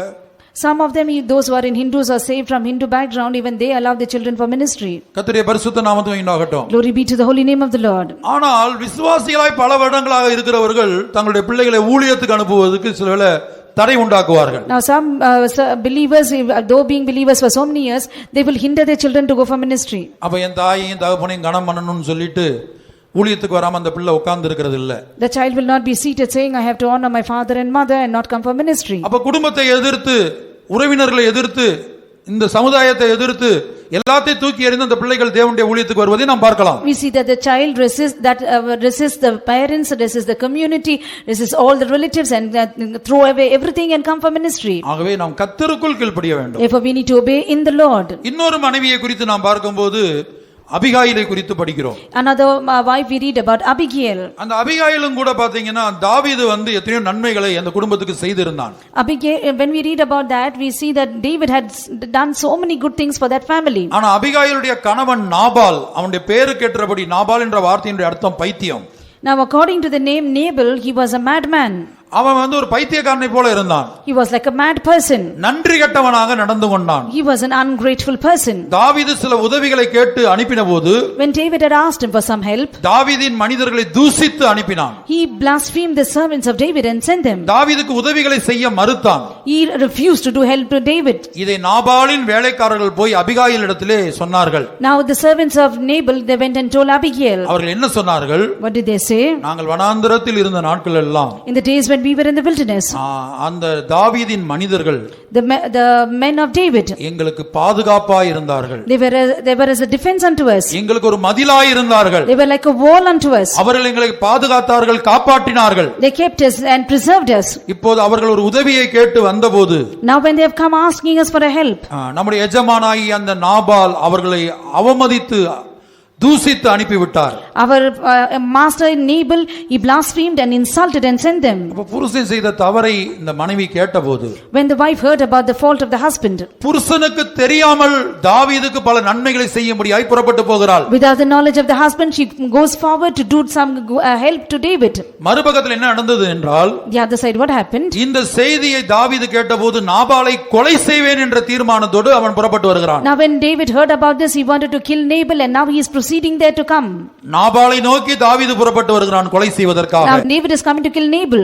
தாவீதை நோக்கி அபிகாயில் ஓடுகிறாள் உதவி பொருள்களை எடுத்துக்கொண்டு. but Abigail, she took all the things to help David. விளங்கிக் கொண்டாள். she understood. தன்னுடைய கணவனை கொலை செய்யத்தான் அவர் வர்றாரு. he is coming to kill her husband. கொலை செய்ய போறாரு. he is going to kill him. அப்போது அபிகாயில் சொன்னான், Abigail says, அந்த மனிதனை கொலை செஞ்சு நீங்க உங்களை தீட்டுப்படுத்திக் கொள்ளாதீங்க. therefore don't kill that man and you defile yourself. நாளைக்கு உங்களுடைய ஆத்துமா ஜீவனுள்ளவருடைய கட்டள கட்டப்படும் போது இந்த காரியம் ஒரு மன உறுத்தலாய், ஒரு மன இடறலாய் உங்களுக்கு இருக்கும். now after you build yourself a place for your name, then these things will be a hindrance to you. ஆகவே கணவன் பட்சமாக அவள் நிற்கவில்லை. therefore she did not stand by her husband. கணவன் தவறு செய்த போது, when the husband made a mistake, கணவன் அந்த தாவீதுக்கு விரோதமாய் பேசின போது, when the husband spoke against David, பரிசுத்தவான்களுக்கு விரோதமாய் பேசின போது, or when they spoke against the servant of God, அது கணவன். ஆகவே கணவனுக்கு ஏற்றபடி ஆகாபுக்கு ஏற்ற ஏசபேல், ஏசபேலுக்கு ஏற்ற ஆகாப், ஜாடிக்கு ஏற்ற மூடி ஆகாவல் இல்லை. now she was not like a person what Ahab for Jezebel and Jezebel for Ahab, or it was a covering of a jar. Ahab, Jezebel கணவன் மனைவி. Ahab and Jezebel as husband and wife. கர்த்தருடைய பரிசுத்த நாமத்துக்கு உண்டாகட்டும். glory be to the holy name of the Lord. அப்ப அதனால இப்ப அதாவது ஆகாபு ஏசபேலும் கணவனும் மனைவியும் ஒருமனப்பட்டிருந்தார்கள். Ahab and Jezebel, husband and wife, they were of one mind. அனனியா சப்பீரால் கணவன் மனைவி தேவ சித்தத்துக்கு விரோதமாய் ஜீவிப்பதில் ஒருமனப்பட்டிருந்தார்கள். Ananias and Sapphira as husband and wife, they were one minded to do against the will of God. பழைய ஏற்பாட்டில் ஒரு ஆகாப் ஏசபேல் எப்படியோ அதுபோலதான் புதிய ஏற்பாட்டில் ஒரு அனனியா சப்பீரால். as Ahab and Jezebel in the Old Testament, even so Ananias and Sapphira in the New Testament. தேவனுடைய சித்தத்துக்கு விரோதமாய் ஜீவிப்பதில் புருஷனும் மனைவி ஒருமனப்பட்டிருந்தார்கள். in the matters against the will of God, husband and wife were one minded. ஆனா Abigail அப்படிப்பட்டவள் அல்ல. but Abigail was not like that. தாவீதுக்கு உதவி செய்ய கொண்டு போனது மாத்திரமல்ல, not just took the help for David. அந்த புருஷனை நீங்க கொன்று உங்க சமாதானத்தை இழந்துராதீங்க. she says that killing my husband, don't lose your peace. உங்களுக்கு ஆத்துமா ஒரு மன இடறலா மாறிட கூடாது. it should not be a hindrance for your soul. உங்க ஆத்துமா ஜீவனுள்ளவருடைய கட்டிலே கட்டப்பட வேண்டியது. your soul has to be built among those who are alive. இதெல்லாம் எடுத்து பாருங்க, வசனத்துல இருக்கும். now all these things will be in the word of God. 1 Samuel 25ஆம் அதிகாரம் 26ஆம் 1 Samuel 25:26. 25 20 26ஆம் வசனத்தை படித்து பார்த்துக் கொள்ளுங்க. you can read the verse and get to know. அப்ப இங்க நான் பார்க்கும்போது இப்படி அவள் சொல்லிவிட்டு அடுத்து வீட்டுக்கு வருகிறாள். after saying this, she comes home. புருஷன் குடித்து வெறித்து இருக்கிறான். now the husband has drunk. இவ சில வார்த்தைகள் கணவனை பார்த்து பேசுறா. she looks at her husband and says certain things. அவ பேசின வார்த்தையை கேட்டு அவன் இருதயம் கல்லை போல் மாறி செத்து போயிட்டான். Now Nabal heard these words, his heart became like a stone and he died. கர்த்தருடைய பரிசுத்த நாமத்துக்கு உண்டாகட்டும். Glory be to the holy name of the Lord. அப்ப நாபால் என்கிற புருஷனை அபிகாயில் தன்னுடைய வார்த்தையினால் கொன்று போட்டாள். Now Abigail killed her husband who was Nabal with a word. நம்ம தான் Abigail. Now each one of us are Abigail. சபையானது ஸ்திரீக்கு ஒப்பாக சொல்லப்பட்டிருக்கிறது. The church is compared to a woman. அப்ப நம்முடைய பழைய புருஷன் தான் பிசாசு. Our old husband is the devil. பிசாசு புருஷன் என்று சொன்னால் நம்மை அடிமைப்படுத்துகிறவன் தான் புருஷன். Now when we say husband is a person who enslaves us. ரோமர் 7ஆம் அதிகாரத்தில் படிக்கிறோம், புருஷன் என்று சொல்லக்கூடியவன் பிரமாணத்தினால் கட்டக்கூடியவன், மனைவி என்று சொல்லக்கூடியவள் அந்த பிரமாணத்துக்கு அடிமையாக ஒப்பு கொடுக்கக்கூடியவள். Now in Romans chapter 7 we read that husband is the one who is for the law who keeps you under, and wife is the one who is subject to it. அப்ப அபிகாயிலுடைய வாழ்க்கையில நாபால் என்கிற ஒரு புருஷன் இருந்தான். In the life of Abigail there was a person called Nabal as husband. அந்த புருஷனை Abigail தாவீதுக்காக பரிந்து பேசி அல்லது தாவீது நிமித்தமாக அந்த நாபாலை கடிந்து கொண்டால் மனைவியின் வார்த்தையை கேட்ட புருஷனாகிய நாபால் செத்து போனான். That Abigail, for the sake of David, she interceded for him, and when Nabal heard those words, his heart became stone and he died. அந்த புருஷன் செத்து போன பிற்பாடு அபிகாயில் என்கிற அந்த மனைவி தாவீதுக்கு மனைவியாக மாறினாள். That woman Abigail, after her husband Nabal died, she got married, or she became a wife of David. தாவீது ஸ்தானாதிபதிகளை அனுப்பி அபிகாயிலை தனக்கு மனைவியாக ஏற்றுக்கொண்டான் என்று படிக்கிறோம். We read that David sent his men and Abigail became his wife. சபை ஸ்திரீக்கு ஒப்பாக சொல்லப்பட்டிருக்கிறது வெளிப்படுத்தல் 12:1. In Revelation 12:1 we read that the church is compared to a woman. நாம் ஒவ்வொருவரும் தான் Abigail. Each one of us are Abigail. அபிஷேகம் பண்ணப்பட்ட ஒவ்வொருவர் Abigail. Those who are anointed, each one of us are Abigail. அந்த புருஷன் வந்து பிசாசு என்கிற ஒரு புருஷன் நமக்குள்ள இருக்கிறான். அப்ப Now that husband, that devil is in us. நீங்க அபிஷேகம் பண்ணப்பட்ட எத்தனை வருஷம் ஆனாலும், no matter how many years that you are anointed, நம்ம ஒவ்வொருத்தருக்குள்ளே பிசாசு என்கிற ஒரு புருஷன் இருக்கிறான். in each one of us there is a husband called the devil. அவன் தான் நம்மை சுயசித்தம் செய்யும்படியாய் தூண்டுகிறான். He is the one who urges us to do the self will. அவன் தான் நம்மை கீழ்ப்படியாமை காட்டும்படி தூண்டுகிறான். He is the one who urges us to do to show disobedience. அவன் தான் நம்மை பெருமையாய் நடந்து கொள்ளும்படி தூண்டுகிறான். He is the one who urges us to walk pridely. அவன் தான் நமக்கு அசுத்தத்தை அருவருப்பையும் பார்க்கும்படி தூண்டுகிறான். He is the one who urges us to see uncleanness and filthiness. அவன் தான் ஒரு அவிசுவாசமுள்ள வாழ்க்கை வாழ நம்மை தூண்டுகிறான். He is the one who is urging us to do a life that is unbelief. அவன் தான் அந்நிய அன்பு, உலக பிரகாரமான அன்பை தேடி நம்மை ஓடும்படி செய்கிறான். He is the one who makes us to seek for strange love and love of the world. அவன் தான் நம்மை உலகத்துக்குரியவர்களாய் மாற்றுகிறான். He is the one who makes us as a worldly person. அந்த புருஷனாகிய பிசாசு தான் நம்மை மாம்சத்துக்குரியவர்களாய் மாற்றுகிறான். That husband, the devil, makes us as a carnal person. கர்த்தருடைய பரிசுத்த நாமத்துக்கு உண்டாகட்டும். Glory be to the holy name of the Lord. அப்ப நாம் என்ன செய்ய வேண்டும்? What should we do? நம்முடைய அந்த பழைய புருஷனாகிய பிசாசை நம்முடைய வார்த்தைகளால் கொல்ல வேண்டும். That old husband devil, we need to slay him with our words. நாம் பேசுகிறதான தேவ சமூகத்தில் காத்திருந்து தேவனிடத்திலிருந்து வார்த்தைகளை பெற்று அந்த புருஷன்ட்ட பழைய புருஷன்ட்ட பேசணும். We have to wait in the presence of God to receive words from the Lord. With those words we need to speak to that old husband. இப்போ ஒரு காரியத்துல கீழ்ப்படிய வேண்டிய ஒரு சூழ்நிலை வரும்போது, now in a matter that we have to obey, உங்களுக்கு ஒரு சில பொறுப்புகள் கொடுக்கப்படுகிறது, இல்ல ஒரு காரியம் நடத்திக்காரங்க சொல்றாங்க, இல்ல தேவன் ஒரு காரியம் பேசுறாரு, the Lord is speaking to you, or the saints are giving you a work or some responsibility is given to you. ஒரு எக்ஸாம்பிள் சொல்றேன். பேதுரு ஒரு தரிசனம் பார்க்கறாரு. For an example, we see that Peter sees a vision. ஒரு கூடு வானத்திலிருந்து இறங்கி வருகிறது. A sheet descended from heaven. அதுல பலவிதமான மிருக ஜீவன்கள் காணப்படுகிறது. There were many creatures in it. இது ஒரு தரிசனம் தான். It was just a vision. அடித்து புசி என்ற ஒரு வார்த்தை வெளிப்படுகிறது. There was a word that came out saying slay and eat. உடனே பேதுரு பதில் என்ன சொல்றாரு? Immediately for an answer, what does Peter say? ஐயோ, தீட்டுப்பட்ட ஒன்றை, அசுத்தமான ஒன்றை நான் இதுவரைக்கும் புசித்தது எனக்கு பழக்கமே கிடையாது. He says, I've never eaten anything that is unclean. அந்த தரிசனத்துக்கு அர்த்தம் வேற. The meaning of that vision is different. அதாவது புறஜாதிகளுக்கு சத்தியம் அறிவிக்கப்படணும், புறஜாதிகளுக்கு நீ ஊழியம் செய்யணும்ங்கிறது அந்த தரிசனத்துடைய அர்த்தம். The meaning of that vision is that the truth has to be revealed to the Gentiles and they have to be preached. அப்ப பாருங்க, லோத்தை பார்த்து நீ மலைக்கு ஓடி போகணும்னு இல்ல என்னால முடியாதுன்னு சொன்னான். When it was told to Lot to go to the mountain, he says, I cannot go. உங்களிடத்தில் ஒரு காரியத்தை கர்த்தர் சொல்லும்போது இல்ல எனக்கு முடியாது. When something the Lord tells you to you, you say, I can't do it. இயேசு சொல்லுகிறார், ஒரு மனிதனுக்கு 2 பிள்ளைகள் இருந்தாங்க. Now Jesus says a father had 2 sons. மத்தேயு 21 அதிகாரத்துல, in Matthew chapter 21, ஒருவன் மூத்தவன், ஒருவன் இளையவன். One was the older person and one was the younger one. பிள்ளைகள்ட்ட சொல்றான். Father tells the children, வேலைக்காரங்க கிடையாது, அவங்க பிள்ளைங்க. They were not servants, they were sons. நம்ம திராட்சை தோட்டத்துல போய் வேலை செய்யப்பான்னு சொல்றான். He says, go and work in the vineyard. மூத்தவன்ட்ட சொல்றான். He tells the elder one. அப்ப அவன் என்ன சொன்னான்? What does he say? போகிறேன் ஐயா. He says, yes sir, I go. வாசிங்க இந்த வசனத்தை, மத்தேயு 21 அதிகாரம் Matthew chapter 21 28ஆம் வசனம். verse 28. But what think ye? A certain man had 2 sons, and he came to the first and said, Son, go work today in my vineyard. He answered and said, I will not. But afterward he repented and went. And he came to the second and said likewise. And he answered and said, I go, sir, and went not. ஆயினும் உங்களுக்கு எப்படி தோன்றுகிறது? ஒரு மனுஷனுக்கு 2 குமாரர் இருந்தார்கள். மூத்தவனிடத்தில் அவன் வந்து, மகனே, நீ போய் இன்றைக்கு என் திராட்சை தோட்டத்திலே வேலை செய் என்றான். அதற்கு அவன் மாட்டேன் என்றான். ஆயிலும் பின்பு அவன் மனஸ்தாபப்பட்டு போனான். இளையவனிடத்திலும் அவன் வந்து அப்படியே சொன்னான். அதற்கு அவன் போகிறேன் ஐயா என்று சொல்லியும் போகவில்லை. அடுத்த வசனத்துல இவ்விருவரில், இந்த 2 பேர்ல யார் தகப்பனுடைய சித்தம் செய்தவன் என்று இயேசு கேட்கிறார். அடுத்த வசனம் கூட. In the next verse we see that Jesus asks, saying, who did the will of God in this? இவ்விருவரில் எவன் தகப்பனுடைய சித்தத்தின்படி செய்தவன் என்று கேட்டார்.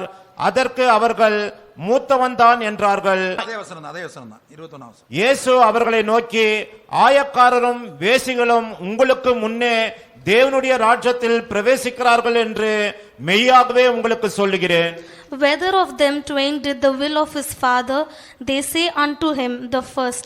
Jesus saith unto them, Verily I say unto you, that the publicans and the harlots go into the kingdom of God before you. அங்கே நின்றிருந்த பரிசுத்தவான்களை பார்த்து இயேசு சொல்லுகிறார். Jesus is telling to the saints that were standing there. உங்களுக்கு முன்னாடி வேசிகள் பரலோக ராஜ்யத்துல பிரவேசிக்கிறாங்க. He says that before you harlots go and enter the kingdom of God. ஆயக்காரங்க பிரவேசிக்கிறாங்க தேவனுடைய ராஜ்யத்துல. The publicans go and enter the kingdom of God. எந்த தகுதியை வைத்து? Keeping what worthiness? நீங்க பரிசுத்தவான்களா இருந்தீங்க.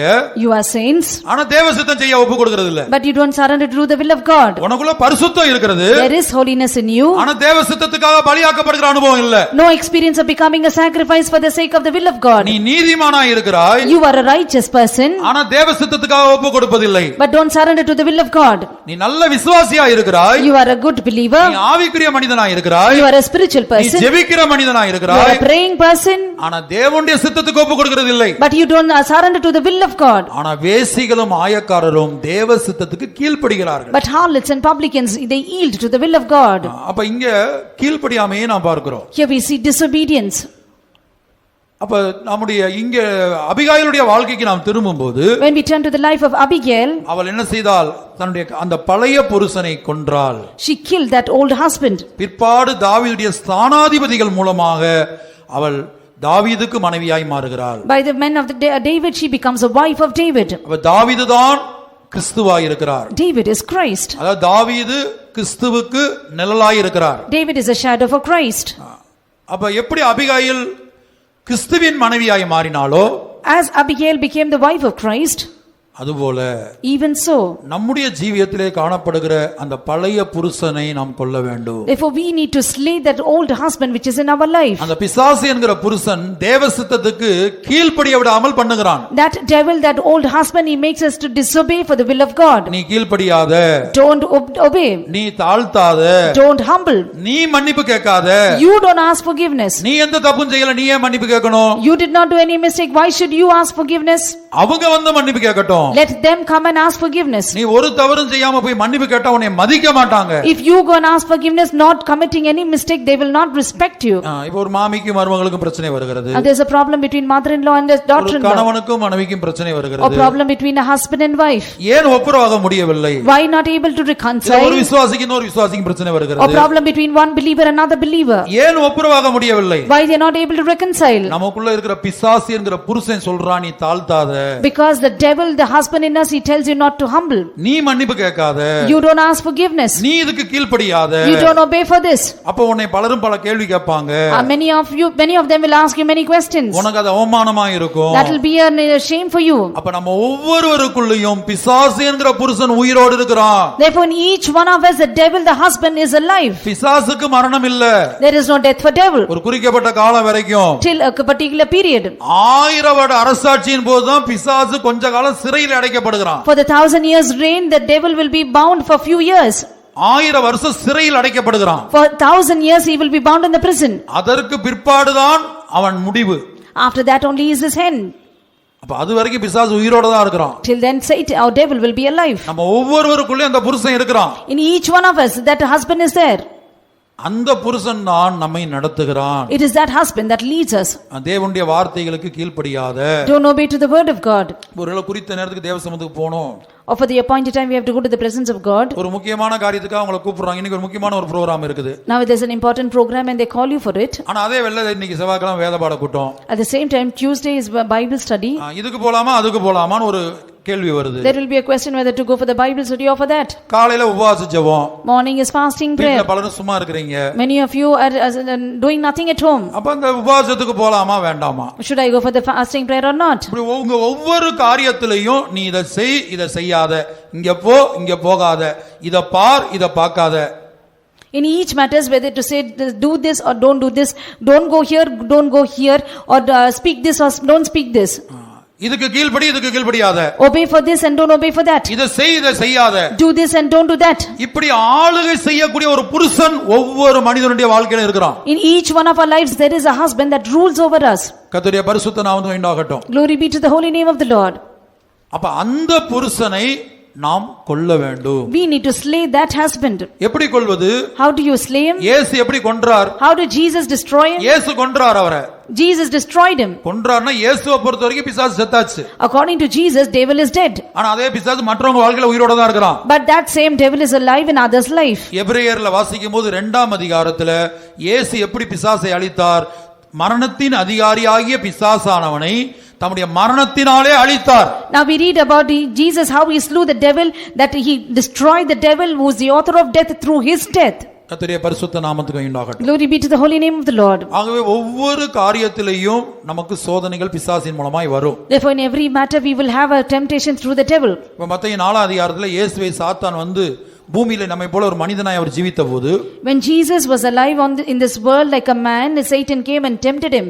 3 விதங்கள்ல அவரை சோதிக்கிறான். He tempts him in 3 manner. இயேசுவையே சோதிக்கிறான். He is tempting Jesus. இப்ப இயேசு எப்படி ஜெயித்தார்? How did Jesus overcome? வார்த்தைகளை கொண்டு, தேவனுடைய வார்த்தைகளை, எப்படி அபிகாயிலுடைய வார்த்தைகளை கேட்டு நாபால் செத்து போனானோ, Just like Nabal died hearing the words of Abigail, அதுபோல இயேசு தேவனுடைய வார்த்தைகளை கொண்டு பிசாசை அழித்தார். even so Jesus with the word of God he destroyed the devil. அதுபோல Even so நாமும் நம்முடைய அனுதின வாழ்க்கையில் we in our daily life தேவனுடைய வார்த்தைகளை பெற்று வரக்கூடிய சோதனைகளை, பிசாசின் மூலம் வரக்கூடிய சோதனைகளை நாம் ஜெயிக்க வேண்டும். we have to receive the word from the Lord and every day to destroy the devil which comes to tempt us. அப்போதான் பழைய புருஷனுடைய அந்த கட்டுப்பாட்டிலிருந்து, அந்த அடிமைத்தனத்திலிருந்து நாம் விடுதலையாகி கிறிஸ்து என்னும் ஒரே புருஷனுக்கு மனைவியாய் மாற முடியும். Only then we can come out of the binding of the husband, the devil, and we can become a wife of Jesus. இதுல இன்னொரு முக்கியமான காரியம் இருக்குது. There's another important thing. இப்ப சில குடும்பத்துல பாத்தீங்கன்னா விவாகமாகி 1 வருஷம் கூட ஆகாது.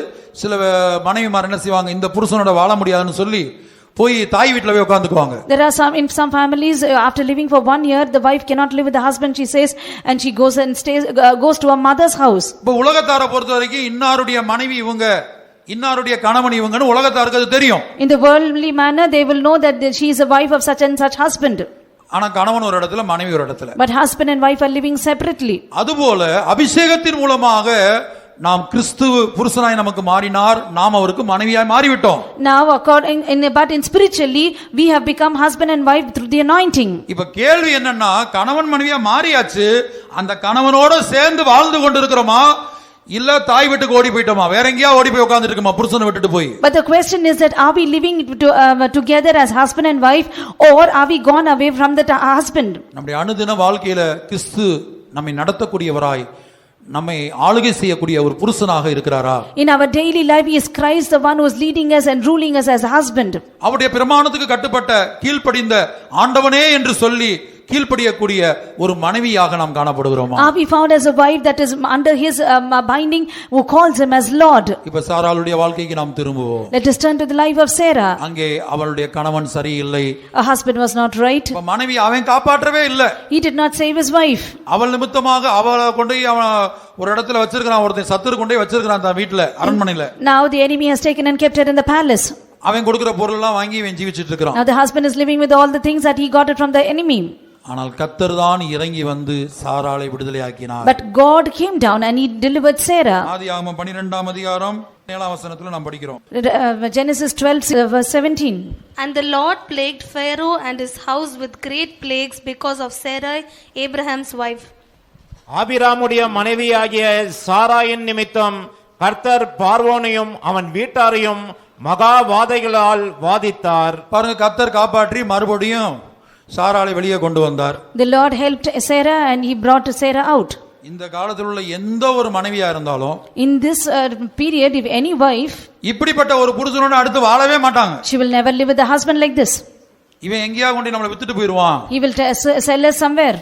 அதனால இப்படிப்பட்ட புருஷனோட வாழ முடியாது, I cannot live with such a husband. நிச்சயமா ஓடி போயிடுவாங்க. Definitely she will run away. ஆனா சாராள் அப்படி செய்யவில்லை. But Sarah did not do like that. மறுபடியும் அந்த புருஷனோட தான் அவ சேர்ந்து வாழ்றா. Once again she joins with that husband and she lives. கொஞ்ச காலம் போகிறது. After a few days, இன்னொரு சோதனை வருகிறது. another temptation comes. ஆதியாகமம் 20ஆம் அதிகாரத்தில் Genesis chapter 20. அங்க ஒரு ராஜா இவளை பார்த்து ஆசைப்படுறான். Now one king looks unto her and desires her. அவனும் தூக்கிட்டு போயிட்டான் அவளை. He also carries her away. அப்பயும் ஆபிரகாம் ஒண்ணுமே செய்யல. Even at that time Abraham did nothing. அப்பயும் தன்னுடைய மனைவியை காப்பாற்றணும் Even at that time to save his wife, என்ற எண்ணம் ஆபிரகாமுக்கு இல்ல. he did not have a mind like that. அந்த இடத்துலயும் ஆதியாகமம் 20ஆம் அதிகாரம் முதல் 5 வசனத்தை வீட்டிலே படித்து பாருங்க. கர்த்தர் தான் அபிமெலேக்கை சொப்பனத்தில் தோன்றி மிரட்டி, அந்த ராஜாவை மிரட்டி இந்த சாராளை விடுதலையாக்குகிறார். In Genesis chapter 20 from 1 to 5 verses, when you read, you understand that the Lord came down and he threatened Abimelech in a dream, and there he saves Sarah and brings her out. இதையெல்லாம் சாராளை பொறுத்த வரைக்கும் கர்த்தர் நடத்தின பாதை தேவசித்தமா இருந்தது. Concerning Sarah, all these paths were the paths led by the Lord, and it was for the will of God. ஆனா இப்படிப்பட்ட பாதையிலே அவள் நடத்தப்பட்ட போதும், When she was led in this path also, அவ சுயசித்தத்தின்படி தீர்மானித்து இனி இந்த புருஷனோடு வாழ முடியாது, முதல் முறை கூட நான் மன்னித்து விட்டேன், இரண்டாம் முறை அவன் என்னை காப்பாற்றல, இனி இவனோடு இருக்க முடியாது என்று போயிருக்கலாம். She could have made a decision with a self will, saying that first time it's okay, second time also he did not come to help me, therefore I don't want to live with him. She could have left him and gone. இன்றைக்கு பல குடும்பங்கள்ல சில மனைவிமார்களுக்குள்ள பல கேள்விகள்.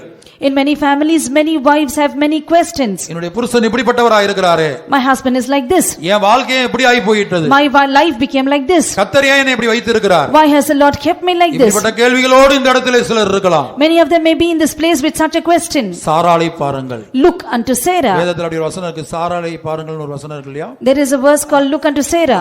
சாராளை பாருங்கள். Look Sarah.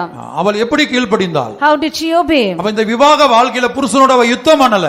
In this marriage life she did not fight with her husband. நீ புருஷனா இருக்கவே தகுதி இல்ல. ஆபிரகாமை பொறுத்த என்ன பொறுத்த வரைக்கும் ஆபிரகாம் புருஷனா இருக்கவே தகுதி இல்ல. When it comes to me, I don't consider Abraham to be a husband at all. ரெண்டு சந்தர்ப்பத்துல மனைவியை காப்பாற்ற முடியாத அவனுக்கு எதுக்கு மனைவி? Now in two incidences when he is not able to help his wife, why does he need a wife? கர்த்தருடைய பரிசுத்த நாமத்துக்கு உண்டாகட்டும். Glory be to the holy name of the Lord. ஆனாலும் அந்த சாராள் ஆபிரகாமை ஆண்டவனே என்று சொல்லி கீழ்ப்படிந்திருந்தார். Yet Sarah obeyed Abraham, calling him Lord. இதுதான் தேவ சித்தத்துக்காக பலியாய் மாறுகிற வாழ்க்கை. This is a life becoming an offering for the sake of the will of God. ஆகவே உங்களுடைய விவாக வாழ்க்கையில கணவனுக்கும் மனைவிக்கும் பிரச்சனைகள் வரலாம். Therefore in married life there could be problems between husband and wife. இல்ல கணவனும் மனைவி ரொம்ப சந்தோஷமா இருக்கணும், ஐக்கியமா இருக்கணும், பிரச்சனையே இந்த மாமியார் தான். Now a husband and wife may be happy, but the problem is the mother-in-law, இல்ல மாமனார் தான், or the father-in-law, அல்லது குடும்பத்தில் உள்ள மற்றவங்க தான், or the other members of the family. இவங்க தான் பிரச்சனைக்கு காரணம் They are the reason for the problem. என்று இருக்கலாம். It could be like that. ஆனா எந்த உறவுகளா இருந்தாலும் Whatever be the relationship, தேவன் அறியாமல், without the knowledge of God, தேவன் அனுமதிக்காமல், without the permission of God, என் தலையிலிருந்து ஒரு முடி கூட கீழே விழாது என்கிற வெளிப்படுத்தல் இருக்குமானால், if you have a revelation saying not a hair from my head would fall down, இயேசுவின் வார்த்தையின்படி சொல்ல வேண்டுமானால், according to the word of Jesus, if we have to say, பிலாத்துவை பார்த்து அவர் சொல்லுகிறார், looking unto Pilate he says, பரத்திலிருந்து உனக்கு அதிகாரம் கொடுக்கப்படாவிட்டால், unless you are given permission from above, என் மேல உனக்கு எந்த அதிகாரம் இல்லை. you have no right over me. அப்ப தேவன் பிதாவாகிய தேவன் ஒப்பு கொடுத்தா தான் Only if God the Father surrenders, அபிமெலேக்கு சாராளை தூக்கிட்டு போக முடியும். Abimelech can take Sarah and go. பிதாவாகிய தேவன் ஒப்பு கொடுத்தா தான் Only God the Father allows, பார்வோன் தூக்கி கொண்டு போக முடியும். Pharaoh can carry her away. இதுதான் தேவ சித்தம். This is the will of God. அப்ப இந்த தேவ சித்தம் செய்யறது நம்ம கடந்த வாரத்துல பார்த்தோம், இதுல புளிப்பு தன்மை இருக்க கூடாது. Last week we saw that in doing the will of God there should be no leaven in it. துர்க்குணமும் பொல்லாப்புதான் புளிப்பு தன்மை. Now malice and wickedness is the nature of leaven. இப்ப பாருங்க இந்த இடத்துல In this place இந்த அபிமெலேக்கு என்ன செய்தான்? What did Abimelech do? சாராளை அல்லது ஆபிரகாமை கடிந்து கொண்டான். Now he rebuked Abraham. நீ ஏன் உன் மனைவின்னு சொல்லல? Why didn't you tell that she is your wife? நீ ஏன் சகோதரின்னு பொய் சொன்ன? Why did you lie she is your sister? இப்படி கடிந்து கொண்டான். He rebukes him. இது நிமித்தமா கர்த்தர் என்ன செய்தார்? Because of this, what did the Lord do? அபிமெலேக்குடைய குடும்பத்தில் உள்ள ஒவ்வொருத்தரையும் அவங்க வீட்டுல யாரெல்லாம் வேலைக்காரிகளா இருக்காங்களோ எல்லாருடைய கர்ப்பத்தை அடைச்சிட்டார் ஆண்டவர். We see that the Lord shut the womb of every servant and the இப்படி அபிமெலேக்கு சாராளை கடிந்து கொண்டது நிமித்தம் அபிமெலேக்கின் வீட்டார் அந்த வீட்டிலே காணப்படக்கூடிய வேலைக்காரிகள் எல்லாருடைய கர்ப்பங்களையும் கர்த்தர் அடைத்திருந்தார். Because Abimelech rebuked Sarah, we see that the Lord had shut the womb of all the maidservants and all the women in the house of Abimelech. இந்த சந்தர்ப்பத்திலே அபிமெலேக்குக்காக ஆபிரகாம் தேவ சமூகத்திலே பரிந்து பேசி ஜெபித்ததை நாம் பார்க்கிறோம். At this time we see that Abraham entreated and prayed in the presence of God for Abimelech. அபிமெலேக்கின் வீட்டாருடைய கர்ப்பங்களை கர்த்தர் அடைத்திருந்த போது, when the Lord had shut the womb of all the women in the house of Abimelech, தேவனுடைய இரக்கம் அபிமெலேக்கின் வீட்டாருக்கு கிடைக்கும்படியாக that the house of Abimelech may receive mercy, Abraham தேவனை நோக்கி ஜெபித்தான் என்று நாம் பார்க்கிறோம். we see that Abraham looked unto the Lord and prayed for him. இந்த இடத்திலே நாம் கவனிக்க வேண்டிய காரியம், that which we have to consider in this place, ஆபிரகாமுடைய மனைவியை தூக்கி கொண்டு போய் தன்னுடைய அரண்மனையிலே அபிமெலேக்கு வைத்திருந்தான். Abraham had taken Sarah and kept in his palace. சாதாரணமான ஒரு மனிதனுக்கு இதை மன்னிக்கவோ மறக்கவோ முடியாது. It is very difficult for a person to forgive and forget this matter. ஆனால் ஆபிரகாமுடைய ஜீவியத்திலே சாராளுடைய ஜீவியத்திலே தேவ சித்தம் செய்கிற விஷயத்தில் துர்குணமோ பொல்லாப்போ காணப்படவில்லை. The matter of doing the will of God in the life of Sarah and Abraham, we see that they never revealed malice and wickedness. ஆகவே தான் அபிமெலேக்கு பல தீமைகளை தங்களுக்கு செய்திருந்தாலும் பல அவமானங்களுக்கு தங்களை உட்படுத்தியிருந்தாலும், though Abimelech had done evil to them and also put them to shame, Abraham அபிமெலேக்கின் குடும்பத்தாருக்காக கர்த்தரை நோக்கி வேண்டுதல் செய்தான். Abraham looked unto the Lord and made prayer for Abimelech's family. அவன் ஜெபித்த ஜெபம் இதை வெளிப்படுத்துகிறது. What does the prayer which Abraham did reveal? அவனுடைய ஜீவியத்திலே துர்க்குணம் பொல்லாப்பு என்கிற புளிப்புத்தன்மை இல்லை என்பதை வெளிப்படுத்துகிறது. It reveals that the aspect of malice and wickedness was not found in his life. வாசிங்க ஆதியாகமத்தில் இந்த வசனத்தை. Genesis 20 verse 17. ஆபிரகாமுடைய மனைவியாகிய சாராளின் நிமித்தம் கர்த்தர் அபிமெலேக்குடைய வீட்டாரின் கர்ப்பங்களை எல்லாம் அடைத்திருந்தபடியால் ஆபிரகாம் தேவனை நோக்கி வேண்டிக் கொண்டான். அப்போது தேவன் அபிமெலேக்கையும் அவன் மனைவியையும் அவன் வேலைக்காரிகளையும் குணமாக்கி பிள்ளை பெறும்படி அனுக்கிரகம் பண்ணினார். For the Lord had fast closed up all the wombs of the house of Abimelech because of Sarah, Abraham's wife. So Abraham prayed unto God, and God healed Abimelech and his wife and his maidservants, and they bare children. கர்த்தருடைய பரிசுத்த நாமத்துக்கு உண்டாகட்டும். Glory be to the holy name of the Lord. அப்ப இங்கே நாம் பார்க்கும்போது Abraham ஜெபித்தான், கர்த்தர் அபிமெலேக்கின் குடும்பத்தாருக்கு பிள்ளை பெறும்படியாக அனுக்கிரகம் பண்ணினார். Abraham prayed unto the Lord, and the Lord made the house of Abimelech to bear children. கர்த்தருடைய பரிசுத்த நாமத்துக்கு உண்டாகட்டும். Glory be to the holy name of the Lord. தேவ சித்தம் செய்கிற விஷயத்தில் புளிப்புத்தன்மை காணப்படக்கூடாது. In the matter of doing the will of God, there should not be the aspect of leaven. ஆபிரகாமுக்கும் சாராளுக்கும் அபிமெலேக்கு செய்தது போல தீமை வேறு யாரும் செய்திருக்க முடியாது. Nobody must have done evil unto Sarah and Abraham like what Abimelech had done to them. நம்முடைய வாழ்க்கையிலே நாம் இப்படிப்பட்ட பாதைகளிலே நம்மில் பலரும் ஒருவேளை நடத்தப்படாமல் இருக்கலாம். Probably many of us are not led in this path in our life. சின்ன சின்ன பிரச்சனைகள், சின்ன சின்ன போராட்டங்கள் நம்முடைய ஜீவியத்திலே வரும்போது, when small problems and small strivings come in our life, நாம் மற்றவர்களை மன்னிக்கவோ மறக்கவோ முடியாமல் நாம் துர்குணம் பொல்லாப்பு என்கிறதான அந்த புளிப்புத்தன்மையை நம்முடைய ஜீவியத்திலே நாம் வெளிப்படுத்துகிறோம். we reveal the aspect of leaven in our life by not forgiving them in these matters. ஆகவே ஆபிரகாமையும் சாராளையும் கவனித்து பார்ப்போம். Therefore let us consider Abraham and Sarah. அந்த சத்துருக்கள் குடும்பத்துக்காக, அந்த அபிமெலேக்கின் குடும்பத்துக்காக ஆபிரகாம் சுத்த மனதோடு அவர்கள் விடுதலையை பெற்றுக்கொள்ள வேண்டும் என்று ஜெபித்ததை நாம் பார்க்கிறோம். We see that with a pure heart, with a clean heart, that Abraham prayed for them that they may be delivered who were the enemies of Abraham. அவன் ஜெபித்த அந்த ஜெபம்தான் அவனுடைய ஜீவியத்திலோ சாராளுடைய ஜீவியத்திலோ துர்க்குணம் பொல்லாப்பு என்கிற புளிப்பு தன்மை இல்லை என்பதை நிரூபிக்கிறது, வெளிப்படுத்துகிறது. Because he prayed, it reveals that in the life of Sarah and Abraham there was not the aspect of leaven in their life. நாம் நம்முடைய ஜீவியத்தை நிதானித்து பார்ப்போம். Let us examine our life. தேவ சித்தம் செய்கிறதுல புளிப்பு தன்மை இருக்க கூடாது. In doing the will of God there should be no leaven. புளிப்பில்லாத அனுபவம் காணப்படணும். There should be an experience of unleavened. அப்ப தேவ சித்தத்தின்படி கர்த்தர் நம்மை பலருடைய கையில ஒப்பு கொடுப்பார். For the sake of the will of God, God may give you in many hands. ஒரு உலகத்தான் கையில ஒப்பு கொடுக்கலாம். It could be in the hand of a worldly person. பார்வோன் உலகத்தான் தான். Now Pharaoh is a worldly person. Abimelech உலகத்தான் தான். Abimelech is a worldly person. யார் கையிலயும் கர்த்தர் நம்மை ஒப்பு கொடுக்கலாம். In anybody's hand the Lord can give you up. நீங்க வேலை பார்க்குற இடத்துல உங்க மேலதிகாரி உலகத்தான் தான். Now the higher ups in your working place, he is a worldly person. நீங்க தவறே செய்யாம இருந்தாலும் உங்க மேல தவறு பட்டத்தை சுமத்தலாம். Now even if you don't commit a mistake, they may accuse you of a mistake. கர்த்தர் ஒப்பு கொடுத்திருக்கிறார். God has permitted it. பரத்திலிருந்து அதிகாரம் அவனுக்கு கொடுக்கப்பட்டிருக்கிறது. Authority from above is given to him. உங்க வேலை ஸ்தலத்தில் உள்ள மேலதிகாரிக்கு பரத்திலிருந்து ஆண்டவர் அதிகாரம் கொடுத்துட்டார். The Lord has given authority to your higher ups in your working place. என் பிள்ளையை தூக்கி பந்தாடு, பந்து போட்டு விளையாடுறது போல விளையாடு. Now take my child and play like a ball. கர்த்தருடைய பரிசுத்த நாமத்துக்கு உண்டாகட்டும். Glory be to the holy name of the Lord. நாம் ஒப்பு கொடுக்கக்கூடியவர்களாய் இருக்க வேண்டும். But we have to be ones that would yield. அப்படி ஒப்பு கொடுக்கும்போது When we surrender, ஒருவேளை நம்மை தவறாய் யாராவது உலக மனிதன் நடத்தினால், when the worldly person leads us wrongly, அதுக்கு மேல உள்ள அதிகாரிட்ட போய் கம்ப்ளைன்ட் பண்ணலாமா? should we go and complain to the other higher ups? சிலர் ஐடியா கொடுப்பாங்க. Some will give ideas. இவங்க இப்படிலாம் பேசுறாங்க, இப்படிலாம் உங்களை பண்றாங்களே, They are talking like this, they are doing like this to you. அதனால போய் கம்ப்ளைன்ட் கொடுங்க. Therefore go and complain. வரதட்சணை கேஸ் கொடுங்க. Go give a case for dowry. Police ஸ்டேஷன்ல ஒரு கேஸ் கொடுங்க, தூக்கி உள்ள போடட்டும் உங்க மாமியார. Let them go and give a case in the police station and they will lock your mother-in-law. புருஷனை கொண்டு போய் உள்ள வைக்கட்டும். Let them lock your husband. சில விசுவாசிகள் ஒரு சபையில இப்படி ஒரு ஐடியா கொடுத்திருக்காங்க ஒரு குடும்பத்துக்கு. And for one family, some believers gave an idea like this in a church. கணவனுக்கும் மனைவிக்கும் பிரச்சனை, விவாகமாகி கொஞ்ச நாள் தான் ஆகுது. Few days after marriage, husband and wife are having problem. ஆனா கணவன் கொடுமைப்படுத்துறாங்கிறது உண்மை.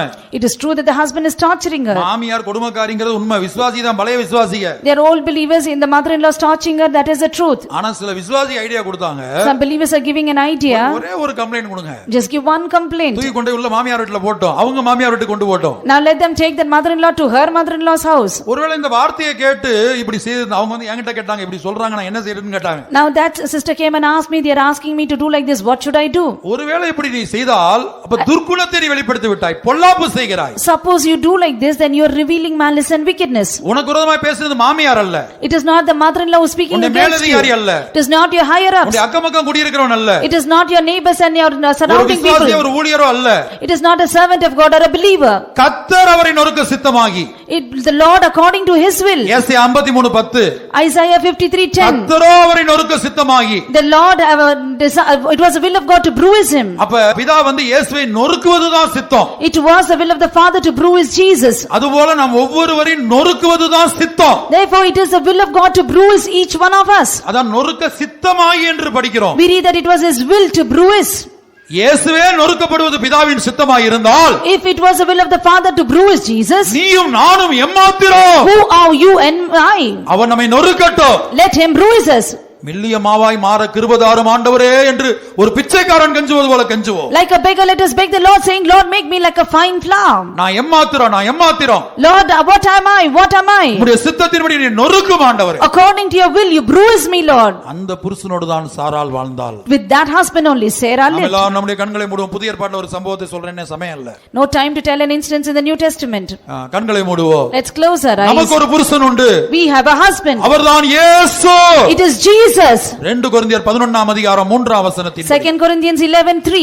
அவரே நம்முடைய புருஷன். He is our husband. அந்த புருஷன் That husband. பல சந்தர்ப்பங்களுடைய கஷ்டங்கள் அவர் உதவி செய்யாமல் இருக்கிறார். Many times in our difficulties he doesn't help us. நீ வியாதியில வேதனைப்பட்டு கூக்குரலிடுகிறாய். You are shouting in agony because of your sickness. அந்த புருஷன் நினைச்சா, அந்த கிறிஸ்டியன்ங்கற புருஷன் நினைச்சா ஒரே ஒரு வார்த்தை சொன்னா போதும். If that husband desires with one word, it is enough. இங்க உள்ள பல விசுவாசிகளுக்கு கேன்சர் வியாதி இல்ல.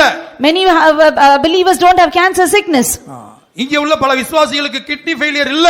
No, many believers don't have kidney failures. இங்கே உள்ள பல விசுவாசிகளுக்கு கடன் பிரச்சனை இல்ல. Many believers here don't have problem with debts. இங்கே உள்ள பல விசுவாசிகளுக்கு பாவம் ஒரு பிரச்சனை இல்ல. For many believers here sin is not a matter. அந்த கிறிஸ்து என்கிற ஒரு புருஷன் வல்லமை உள்ள புருஷன். Because the husband which is Christ is powerful. ஆபிரகாமை போல கையால் ஆகாத புருஷன் கிடையாது. He is not a person like Abraham who is useless. இயேசு என்கிற புருஷன் சர்வ வல்லமை உள்ளவர். Jesus who is called the husband is almighty. அவர் ஒரே ஒரு வார்த்தை சொன்னால் போதும். If he says one word, that is sufficient. இங்க நம்முடைய எந்த விசுவாசிக்கு எந்த ஊழியருக்கும் கேன்சரோ அல்லது வேற எந்த வியாதியோ அங்க இல்ல.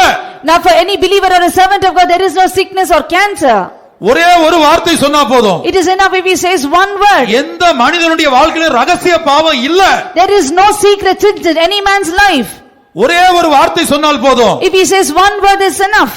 எந்த போராட்டத்திலிருந்தும் எந்த சோதனையிலிருந்தும் எந்த பிசாசின் பிடியிலிருந்தும் ஒரு வார்த்தை சொன்னால் போதும் அவர்கள் விடுவிக்கப்படுவார்கள். Whether it be any trial or temptation or problem or striving, if he says one word, that is enough, you will be delivered. ஆனா அந்த வல்லமையுள்ள புருஷன் எப்படி இருக்கிறார்? Now how is that almighty person, how is he now? ஆபிரகாமை போல மௌனமாய் இருக்கிறார். Like Abraham is silent. நம்ம எவ்வளவுதான் கத்தி கூப்பிட்டாலும் No matter how much we shout and call. விசுவாசிகள் பாருங்க பலரும் கேன்சர் வியாதியில துடித்து கொண்டிருக்கிறாங்க. Many believers are there suffering with cancer. சில குடும்பத்துல பிசாசின் போராட்டத்துல துடித்து கொண்டிருக்கிறாங்க. Many families are there suffering because of the striving of the devil. ஆனால் இந்த சர்வ வல்லமையுள்ள புருஷனாகிய இயேசுவோ இதையெல்லாம் கண்டும் காணாதவர் போல மௌனமாய் இருக்கிறார். But this almighty husband Jesus, no matter even seeing it, yet he is being silent. அவர் நினைச்சா ஒரே ஒரு வார்த்தையில குணமாக்கலாம். If he wants, in one word he can heal. அப்ப ஏன் குணமாக்காம இருக்கிறார்? Why is he not healing? நம்ம இந்த பாதையில போறது பிதாவின் சித்தம். It is the will of the Father for us to go through this path. எப்படி பெதஸ்தாவுக்கு போய் ஒரே ஒரு மனிதனை குணமாக்கி விட்டு மற்ற யார் பக்கமும் திரும்பி பார்க்காமல் இயேசு கடந்து வந்தாரோ. As Jesus went to Bethsaida and he healed only one person, not looking at the others, he turned and he came away. அதுபோல தன்னுடைய மனைவியாகிய சபை, மனைவியாகி அபிஷேகம் பண்ணப்பட்ட ஜனம் பல பாடுகள் பட்டாலும் நொறுக்கப்பட்டாலும் சிதைக்கப்பட்டாலும் அவமானப்பட்டாலும் அது தேவ சித்தம் என்று சொல்லி அந்த இயேசு என்கிற புருஷன் பார்த்து மௌனமாய் நிற்கிறார். Even so that the church, which is his wife, and yet seeing her going through torture and suffering and pain and agony, no matter how much he calls and yells, yet without seeing it, he turns away saying, because it is the will of God. ஆகவே உன்னை என்னை விடுவிக்கக்கூடிய வல்லமை நம்முடைய புருஷனாகிய இயேசுவுக்கு உண்டு. Therefore our husband Jesus has the power to deliver you and me. ஆனா அந்த இயேசுவோ பிதாவின் சித்தத்தை கனப்படுத்தக்கூடியவர். But that Jesus is one that honored the will of the Father. நாமும் அவருடைய சித்தம் செய்ய வேண்டும் என்று அவர் விரும்புகிறார். Therefore he desires that you and I should do the will of God. தேவ சித்தத்தின்படி பலியாய் மாற கர்த்தர் உங்களுக்கு எனக்கு உதவி செய்வாராக. May the Lord help us that we become as offering for the sake of the will of God.